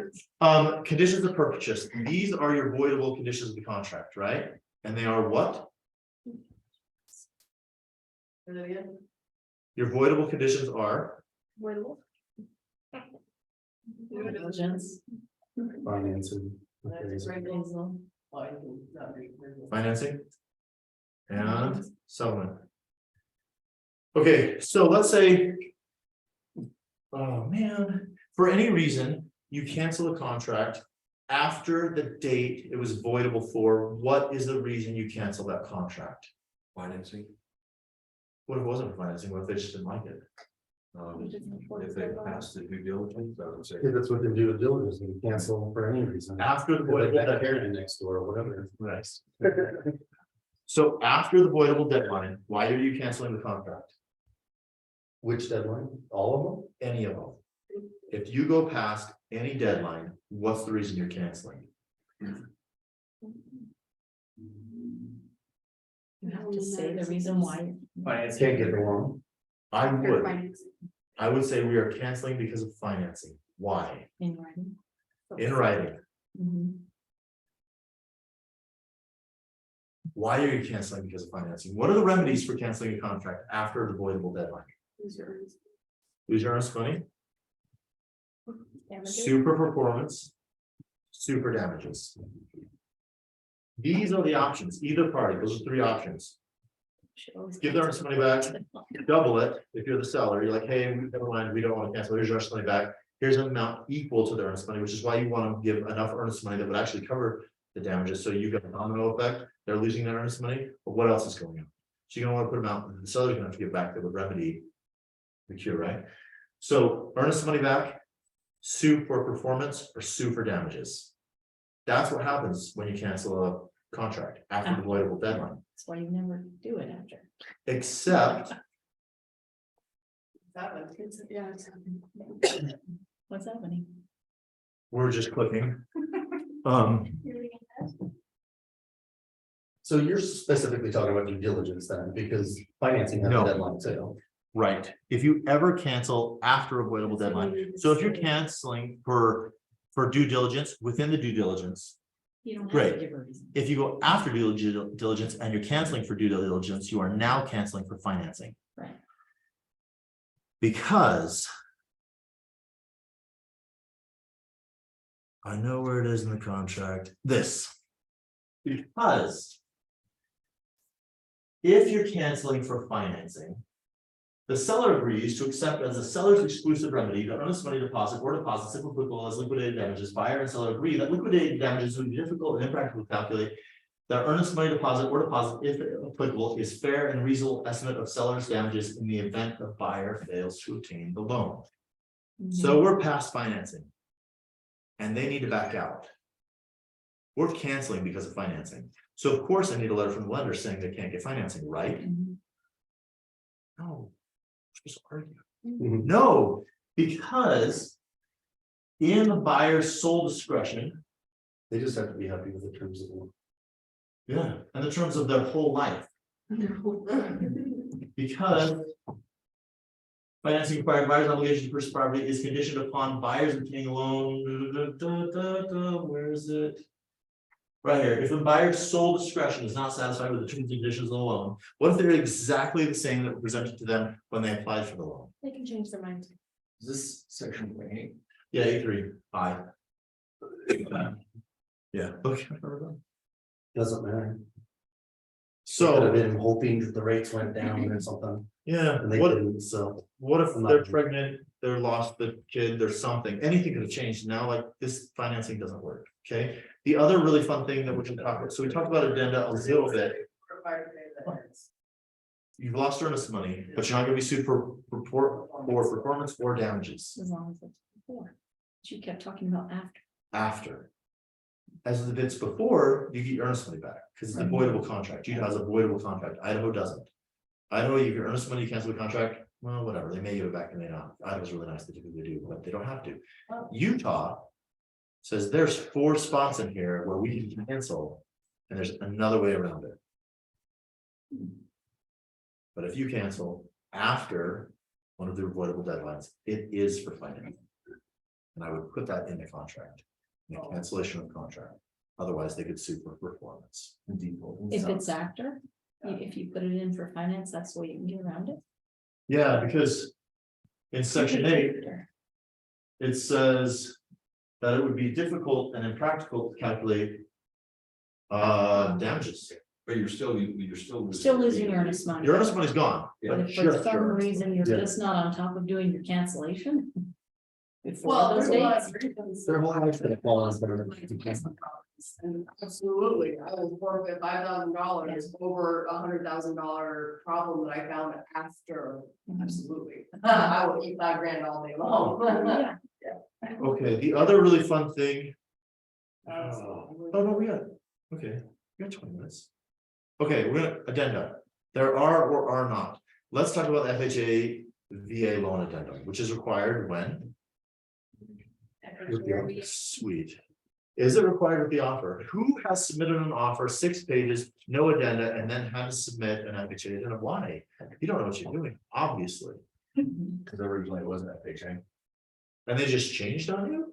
This is like section 2.1 C That's and the E. under deal. I don't do finances. Touche. Perfect, right? So you can't, what is the problem with FHA VA loan addendum? Requirements. What? Oh, not with the addendum. I thought you were talking about the loan. It makes a buyer to back out at any freaking time. That's the problem with freaking VA loans. That is, they need one little golden ticket, and that golden ticket that allows them to back out at any time and get all their deposits back, regardless of their construction or earnest money or anything. Right, What appraisal? What has to happen with the appraisal? it has to be the value of the purchase. If the appraisal is less than the purchase price, if they get the appraisal 3 months after the contract was supposed to close and the appraisal is less, they get all their deposits back. All of them. Okay, On VA only.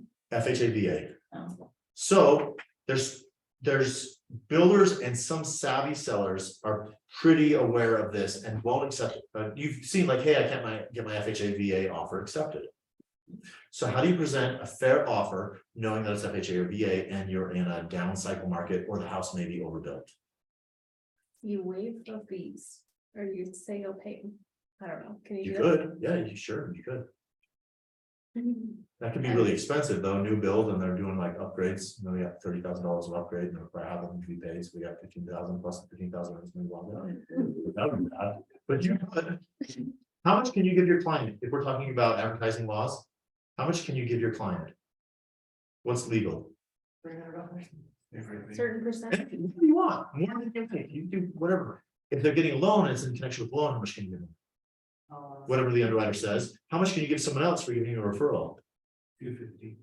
What if they say, hey, I'll give you a referral for $250? So. Give me $250. Has to be 200, yes, must be. So you're saying I can't offer to give you a client if you give me $250? Correct. Yeah, okay. All right, so. Correct. FHA loan said, hey, you're gonna get all our money back if it doesn't. The other really cool thing that it said, and I used to teach, like, this is all you need to worry about, but actually there's this really cool section. 5.1, which I just closed the deal on and the seller didn't notice. What does 5.1 say? It wants the seller to prepare an amount, what's payment? There is that, but what else is here? Clothing. Closing They didn't costs. catch it? So you could throw, it was like $15,000 that they didn't catch. That's a crappy agent. Anyway, so actually, Wow. I didn't notice it either. And I was going through it and they're like, hey, what do we do with the closing costs? And I was like, what? Like, because usually it's on an agenda by itself. Seller's contribution will be this, but you can also put it right here. So read it. I'm gonna go, oh, here's the other really cool thing. Okay, so if you got, seller says, there's no way in heck I'm accepting any FHA offers. There's two ways I do it. Actually, there's none, because I'm not an agent. There's two ways I recommend you do it. So the first way is you submit a 6-page purchase contract, the end. Are you putting your client at risk of getting into a transaction where they may lose their earnest money because the appraised value came in low? Yes. Are you doing that all the time anyway? Yes, you are. Make sure your client's aware. I would inform the other agent, we are obtaining FHA financing or VA financing. We will be needing the FHA VA addendum signed. We will give that to you after I give you a copy of the appraisal showing that the value's there, so you know we won't back out. So I can submit 6 pages, complete contract, let them know it's coming.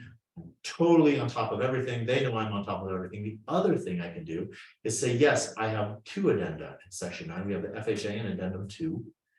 Addendum 2 strikes through paragraph 2 of the FHA addendum. Is this okay with FHA and VA? Yes. Do they think it's really stupid? Yes, but it works. So either way, you can get around it, and you will probably need to educate the agent on the other side of what you're doing. Yeah. Can you say that again? Actually. She just explained. Are you saying they're going ahead and getting their own appraisal ahead of time? You could do that. It would do you. To make sure that, you know. No, because the lender's gonna use the AMC because they need to, Figure out the how home valuation. the logistics of what you just explained. Okay. You're selling a house. I want to buy the house, but I gotta get a government loan, FHA or VA, right? And I don't want You don't want to that. VA or FHA because of. Why don't you want it? And then you say, because the appraised, the amendatory language Yeah. is gonna screw with me, right? You say, well, don't worry about it. Tie up my house for all this time. I get nothing. Right, Yeah. so I will give you a 6-page contract with no addenda. Why not just say, hey, we're gonna sign your 6 pages, but we're not gonna sign the addendum. We're gonna sign the complete contract of all 6 pages, Mhm. but we're not signing the one addendum. Which is the Which is a lot. FHA addendum. Because in section 9, if you say there are addenda to this contract, this addenda is number 1, is the FHA VA loan addendum, and that is not signed. Do you have a complete contract? No, you don't. Which is why you don't strike through anything in a contract at any time. You write an addendum. So you're saying there are not? You present the contract, If you're not The presenting thing- it, then you can check on it, because you didn't, it's not part of the You- contract. yeah, you're presenting 6 pages that say, we don't need FHA financing. We So will, you're backing up with an addendum later. that say, we do need FHA, because there are circumstances where you're like, hey, it's gonna change. And I'm not responsible for the loan. Right. Some yahoo who doesn't know anything. Anyway, so. What's his name again? So you're gonna get a full contract, all 6 pages, complete, signed, you're It done, says are not, are not. okay? You're gonna inform the agent, we are getting FHA financing, but I want you to know that we're good for the money. The earnest money is in earnest.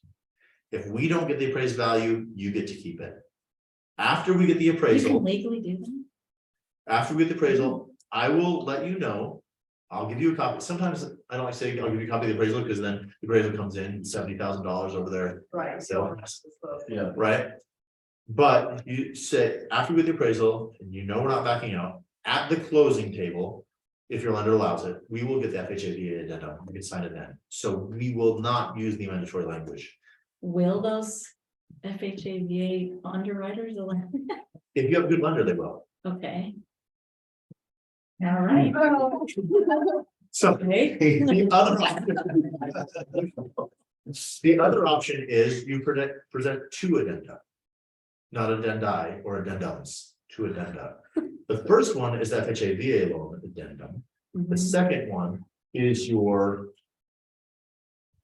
addendum number blank to the real estate purchase contract. Now, remember this says number and not letter. I have had, So agent. does that nullify the FHA, that one section? no, what it says is to the extent the terms of this addendum modify or conflict with any provisions of the REPC, including all prior addenda and counteroffers, these terms shall control. Oh, wow, okay. So addendum 1, Yeah. and you mark it as addendum 1, FHA, VA loan, Mhm. addendum 1, so you can identify And it. that supersedes the other, one. Okay. Addendum 2 Mm, will now redo the language. definitely is a way. That's cool. There's your, so one 6 page, 1 8 page. The other really cool thing that you need to watch is, so we got your 6 page contract. My appraisal comes back high, my sellers don't have a lot of money, so let's bump up the purchase price to cover seller paid costs. Then that's the same to the seller, and a decent agent would agree to it, it's fine, right? Cool.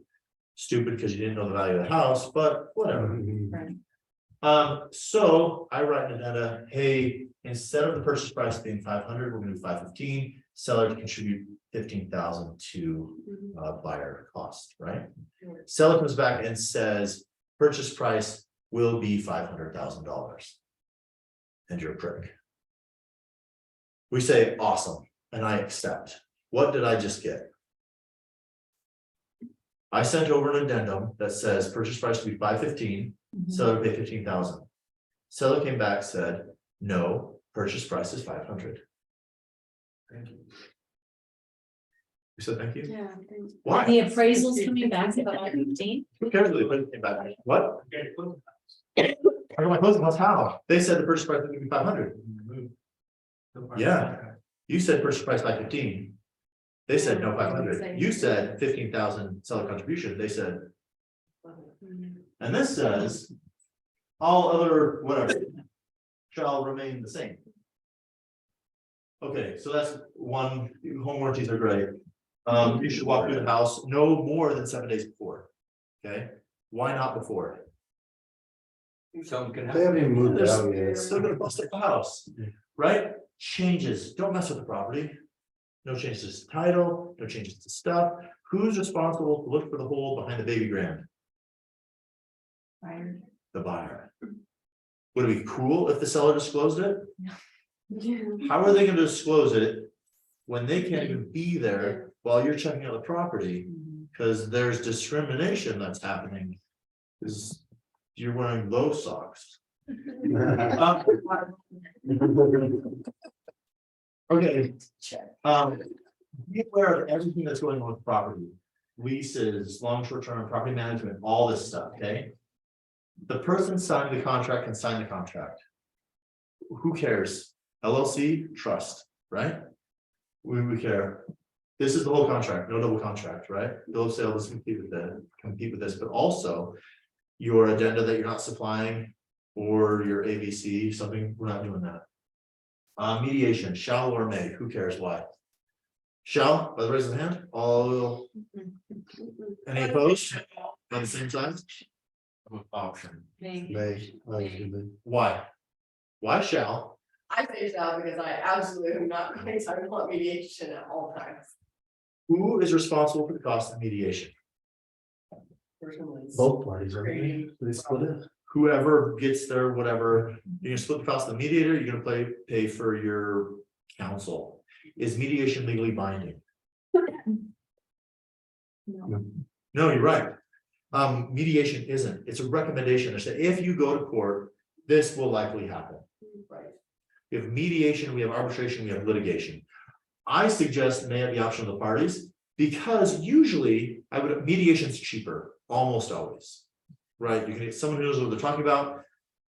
Hopefully a legal mediator, but it doesn't have to be. Someone who knows what they're talking about, you're gonna get together, you say, what should we do? You say, well, this is the way they say it, this is the way they say it, you're like, cool, let's do this.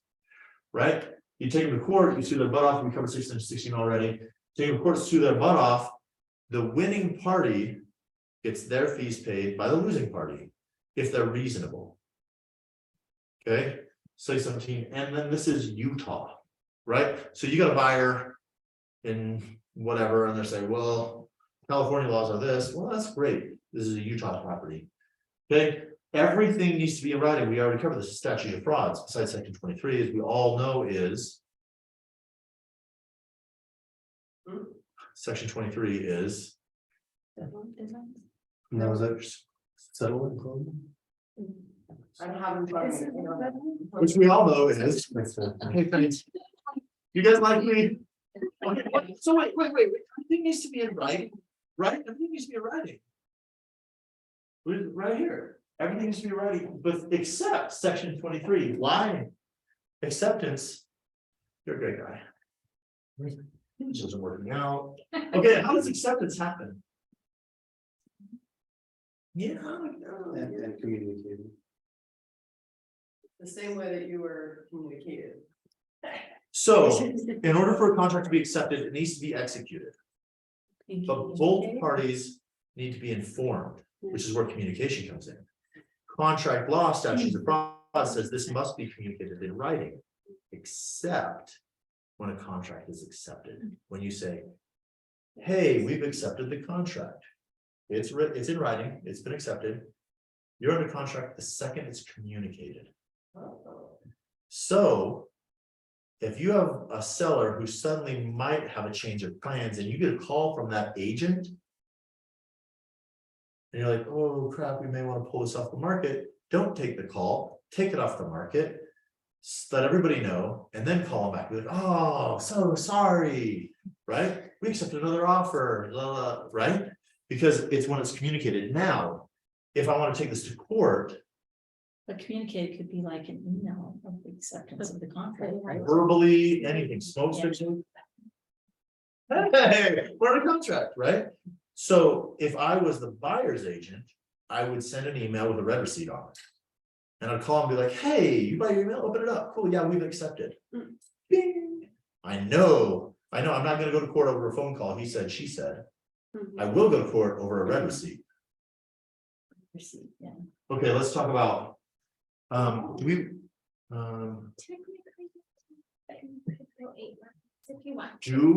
want to talk about other sections? Yes. Yeah, keep it. Okay, no assignment. As per Utah law, you can't assign a contract. Except you can. All right, so why did they put that you can't assign a contract? But you can. So what? They don't want wholesalers. Yeah, well, wholesalers are gonna use on contract, right? Because they're gonna be real estate agents, because they're not gonna abide by the code of ethics, which is actually realtor. So you can be a real estate agent without being a realtor and violate the code of ethics all day long, but if you get too bad, they're gonna do your license. But if you're unlicensed, then you can really, and this is actually a ploy of some brokers out there to employ a lot of unlicensed individuals so they can assign contracts. What's wrong with signing a contract as a realtor? Code of ethics. First First 5 words. I'll memorize, because when you stand up in the beginning of each meeting, under all is the land, right? Of course. Okay, anyway, so we can all understand the highest and best use of the land, right? So if you got a property and little old lady's willing to sell it for $80,000, and you're like, hey, let's do a net listing, right? So I will get you exactly what I say I'm gonna get you. Are net listings legal? Are they ethical? Maybe. If you got the old dude 72,000 and he wanted 72,000, is that ethical? Sure. Yeah, it's still illegal, but anyway, okay, so so assignment, the only reason you would assign a contract. Can't they assign it if the seller knows what's going on? Switch that question around a little bit. It can only be assigned if the seller is notified originally that it may be assigned. Right, and Yes. it's an LLC that you. No. rented and you own. That's different. That's a permissible. Yeah, we'll get there. That's why I'm hitting this section, because of your comment. Oh, I'm just Okay, kidding. so your buyer will be. Middle name, Deborah Hart, Okay, as their interest or assigns may appear. So what you want, right? The buyer will be disclosed. That as their interests or whatever may appear, as whatever it is. You're gonna, right off the get-go, you're gonna say this is assignable. You will, in section 9, you will say there is an addendum.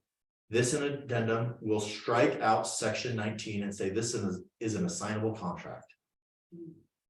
Okay, that is the only way to legally assign a contract.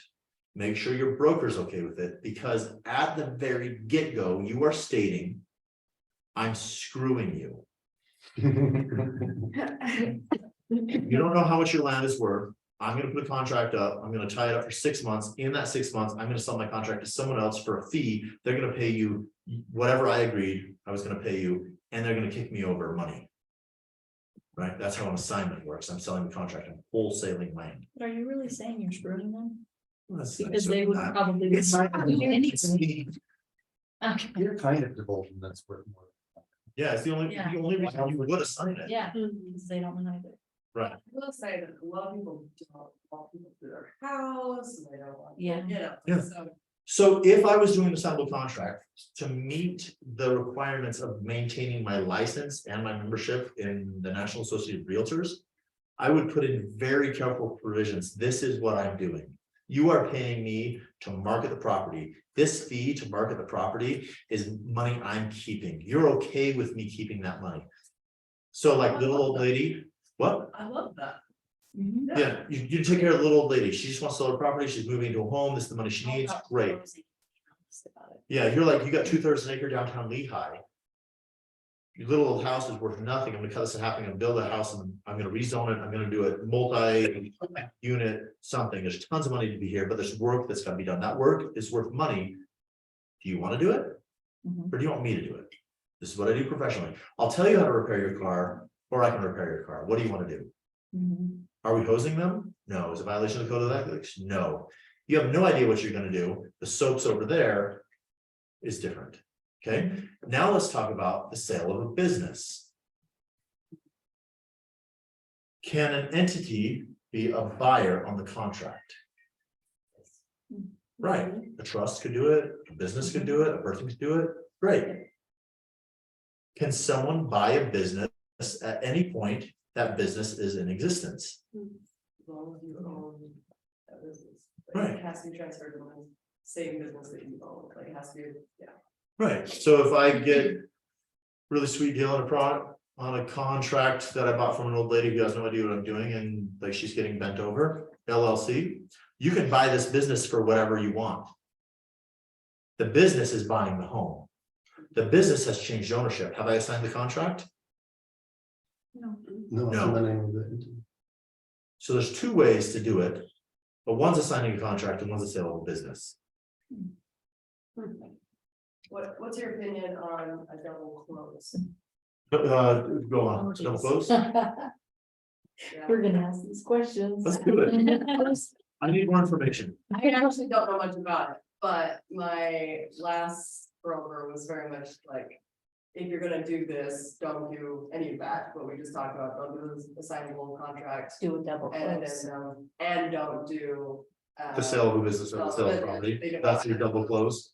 They wanted a double close, I actually never understood what the heck she. Oh. You have to have the money. You're gonna buy the property, Uh, it will become yours, and then you'll sell the property, you're gonna flip it. Within, Yeah. but it happened the same day, Yeah, like they would do it the You same have to day. have the money. Yeah. That's If you basically use what it your is. funds to Your own- purchase, you can do it. Okay. Where people get in It's trouble with like- the straw borrowers and stuff like that, is they use the next buyer's funds to do Yep. their purchase the first time so that they can sell it to the next buyer. So as long as you use your funds, you go buy it cash, you can sell it, stay at the title company next, Interesting, okay. well, after it's reported. Yeah. did we do a few? They were usually do. You just need one more. You only asked for 4 of the 5, so. When you're. So we're gonna do one more keyword. Any votes? Suggestions? Insurance. Insurance. Wait. Well, Insurance, insurance, I heard insurance first, 5, insurance. which is also why you shouldn't allow possession for many days after closing. Liability, that's for sure. Liability, time is of the essence, day ends at 5. We can talk about counterparts. Counterparts is really fun. Acceptance, deadlines. Anybody want to talk about counterparts really quick? Yeah. They're hungry. Talk about what? Counterparts. If you would, Oh, What's yeah. happening? this is my Google. If you think I did a good job, I'm looking for 5-star reviews. If you have something sweet to say and you feel like it, scan it, leave me a review. I really appreciate it. Do you want, if any random questions, I'll be here for a little bit. Well done. Thanks, Thanks, Jane. question. Awesome. Can you- Oh, check. can you guys, yeah, all of us. So Jason's awesome and you guys, I just wanted to bring him here because he's amazing, right? Yeah. Here, so, yeah, we're gonna have Chad now too. He's sponsoring our lunch. It's the chat. Yeah. Today, we've got some iBex stickers. Does anybody know what my favorite section of the REPC is? That. Okay, so this is right- Hey, you almost got it. Say it. 10, yes. Yes, that's my favorite section. Guess what? You win a scratch off. You gotta unscratch that. There's some prizes I'm gonna give away to it, and it'll be kind of fun. So hopefully, you'll see the humor in it. Maybe not. I was grateful for these opportunities. Jason, that was 8 stars in my opinion. I was enjoying that. You could have kept that one. Is there an option for 8 stars? Oh my gosh, I will give you that. Okay, I'm Tad. I'm with iBex Home Warranty. I'm installing the food's over there getting cold and you guys don't want cold food. Did you change your hair color? No. Oh, it's different to me. Oh, you guys, good to see you. Okay. Sorry to interrupt right there. Yeah. Hey, how much is an iBex Home Warranty? Does anybody know? $600. Oh my gosh. Hey, what does it cover? Everything in yellow. Oh, Because I only use it. today, thank you. Make sure you scratch that. It's not a sniff. There's something to.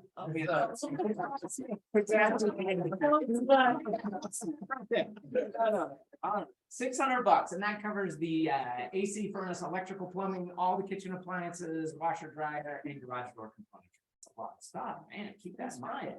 Hey, we give away 4 things for free. Does anybody know what those are? T-shirts. No, but we do give it.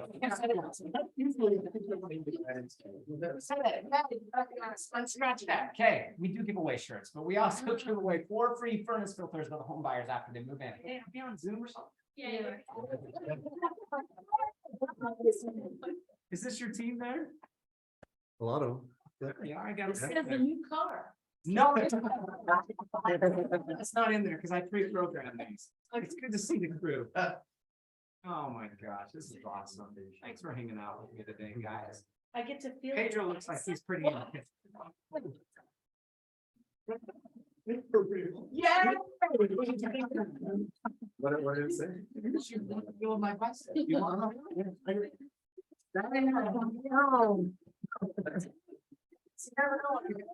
afraid on yours? Yeah. Winner cash and presentation pocket. Oh, you. I got some win. Yay! Don't. Should be the Three Stooges. I know, right? Thanks for having fun with me today. I love it. See what you can win by answering questions. You look like you want to do it just like. You do too. How much is our service call fee? Does anybody know that? Yes. Were you excited? Yeah. Yes, you gotta scratch them, guys. Win. Okay, on the next opportunity, you have to recommend a home warranty. Who's it gonna be? You. That was fast. I saw that. Okay, now we're gonna see what they won though. This is the fun part. Okay, so what is this? I never rolled out one. They feel like they're like this. Like, Yeah. They're in the nose of things. Yeah. What'd you win, bud? This is just my thing, an awkward hug.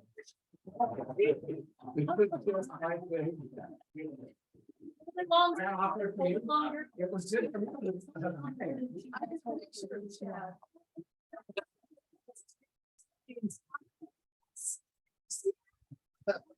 Because you weren't here. It's my wrestling suit. Did you want one? There you go. No, but I can if you want. Yeah, okay, I'll give it a second.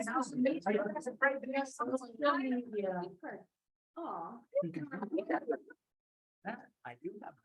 Yes. Oh, I have to be. It's from Lolo's Hawaiian, $2 off, $5 off a purchase. Okay. Anyway, you guys are awesome. Love taking time with you. Hopefully it's been fun. I like to have a little bit of fun. Warranties are boring. Nobody's excited to hear about home warranties, but they love to scratch and sniff. Right? Thank you guys. I've got Zal over here. If you have any questions, please let me know. Thanks for letting me come in today. I just totally appreciate y'all. This is what I get. You woke up with in the middle of the night. And you were old sweat. I gotta do it. Yes. Yeah. I don't- Oh, so were you giving this back? No, I need this. Oh, okay. All right. But I need to get you a Sharpie. Oh, yeah. I've got a single word. It's gonna be really good. Yeah. And if you feel like anybody online, if you feel like you missed out, just hit me up. I'll send you a gift card. No, one of my scratch and sniff. Sorry.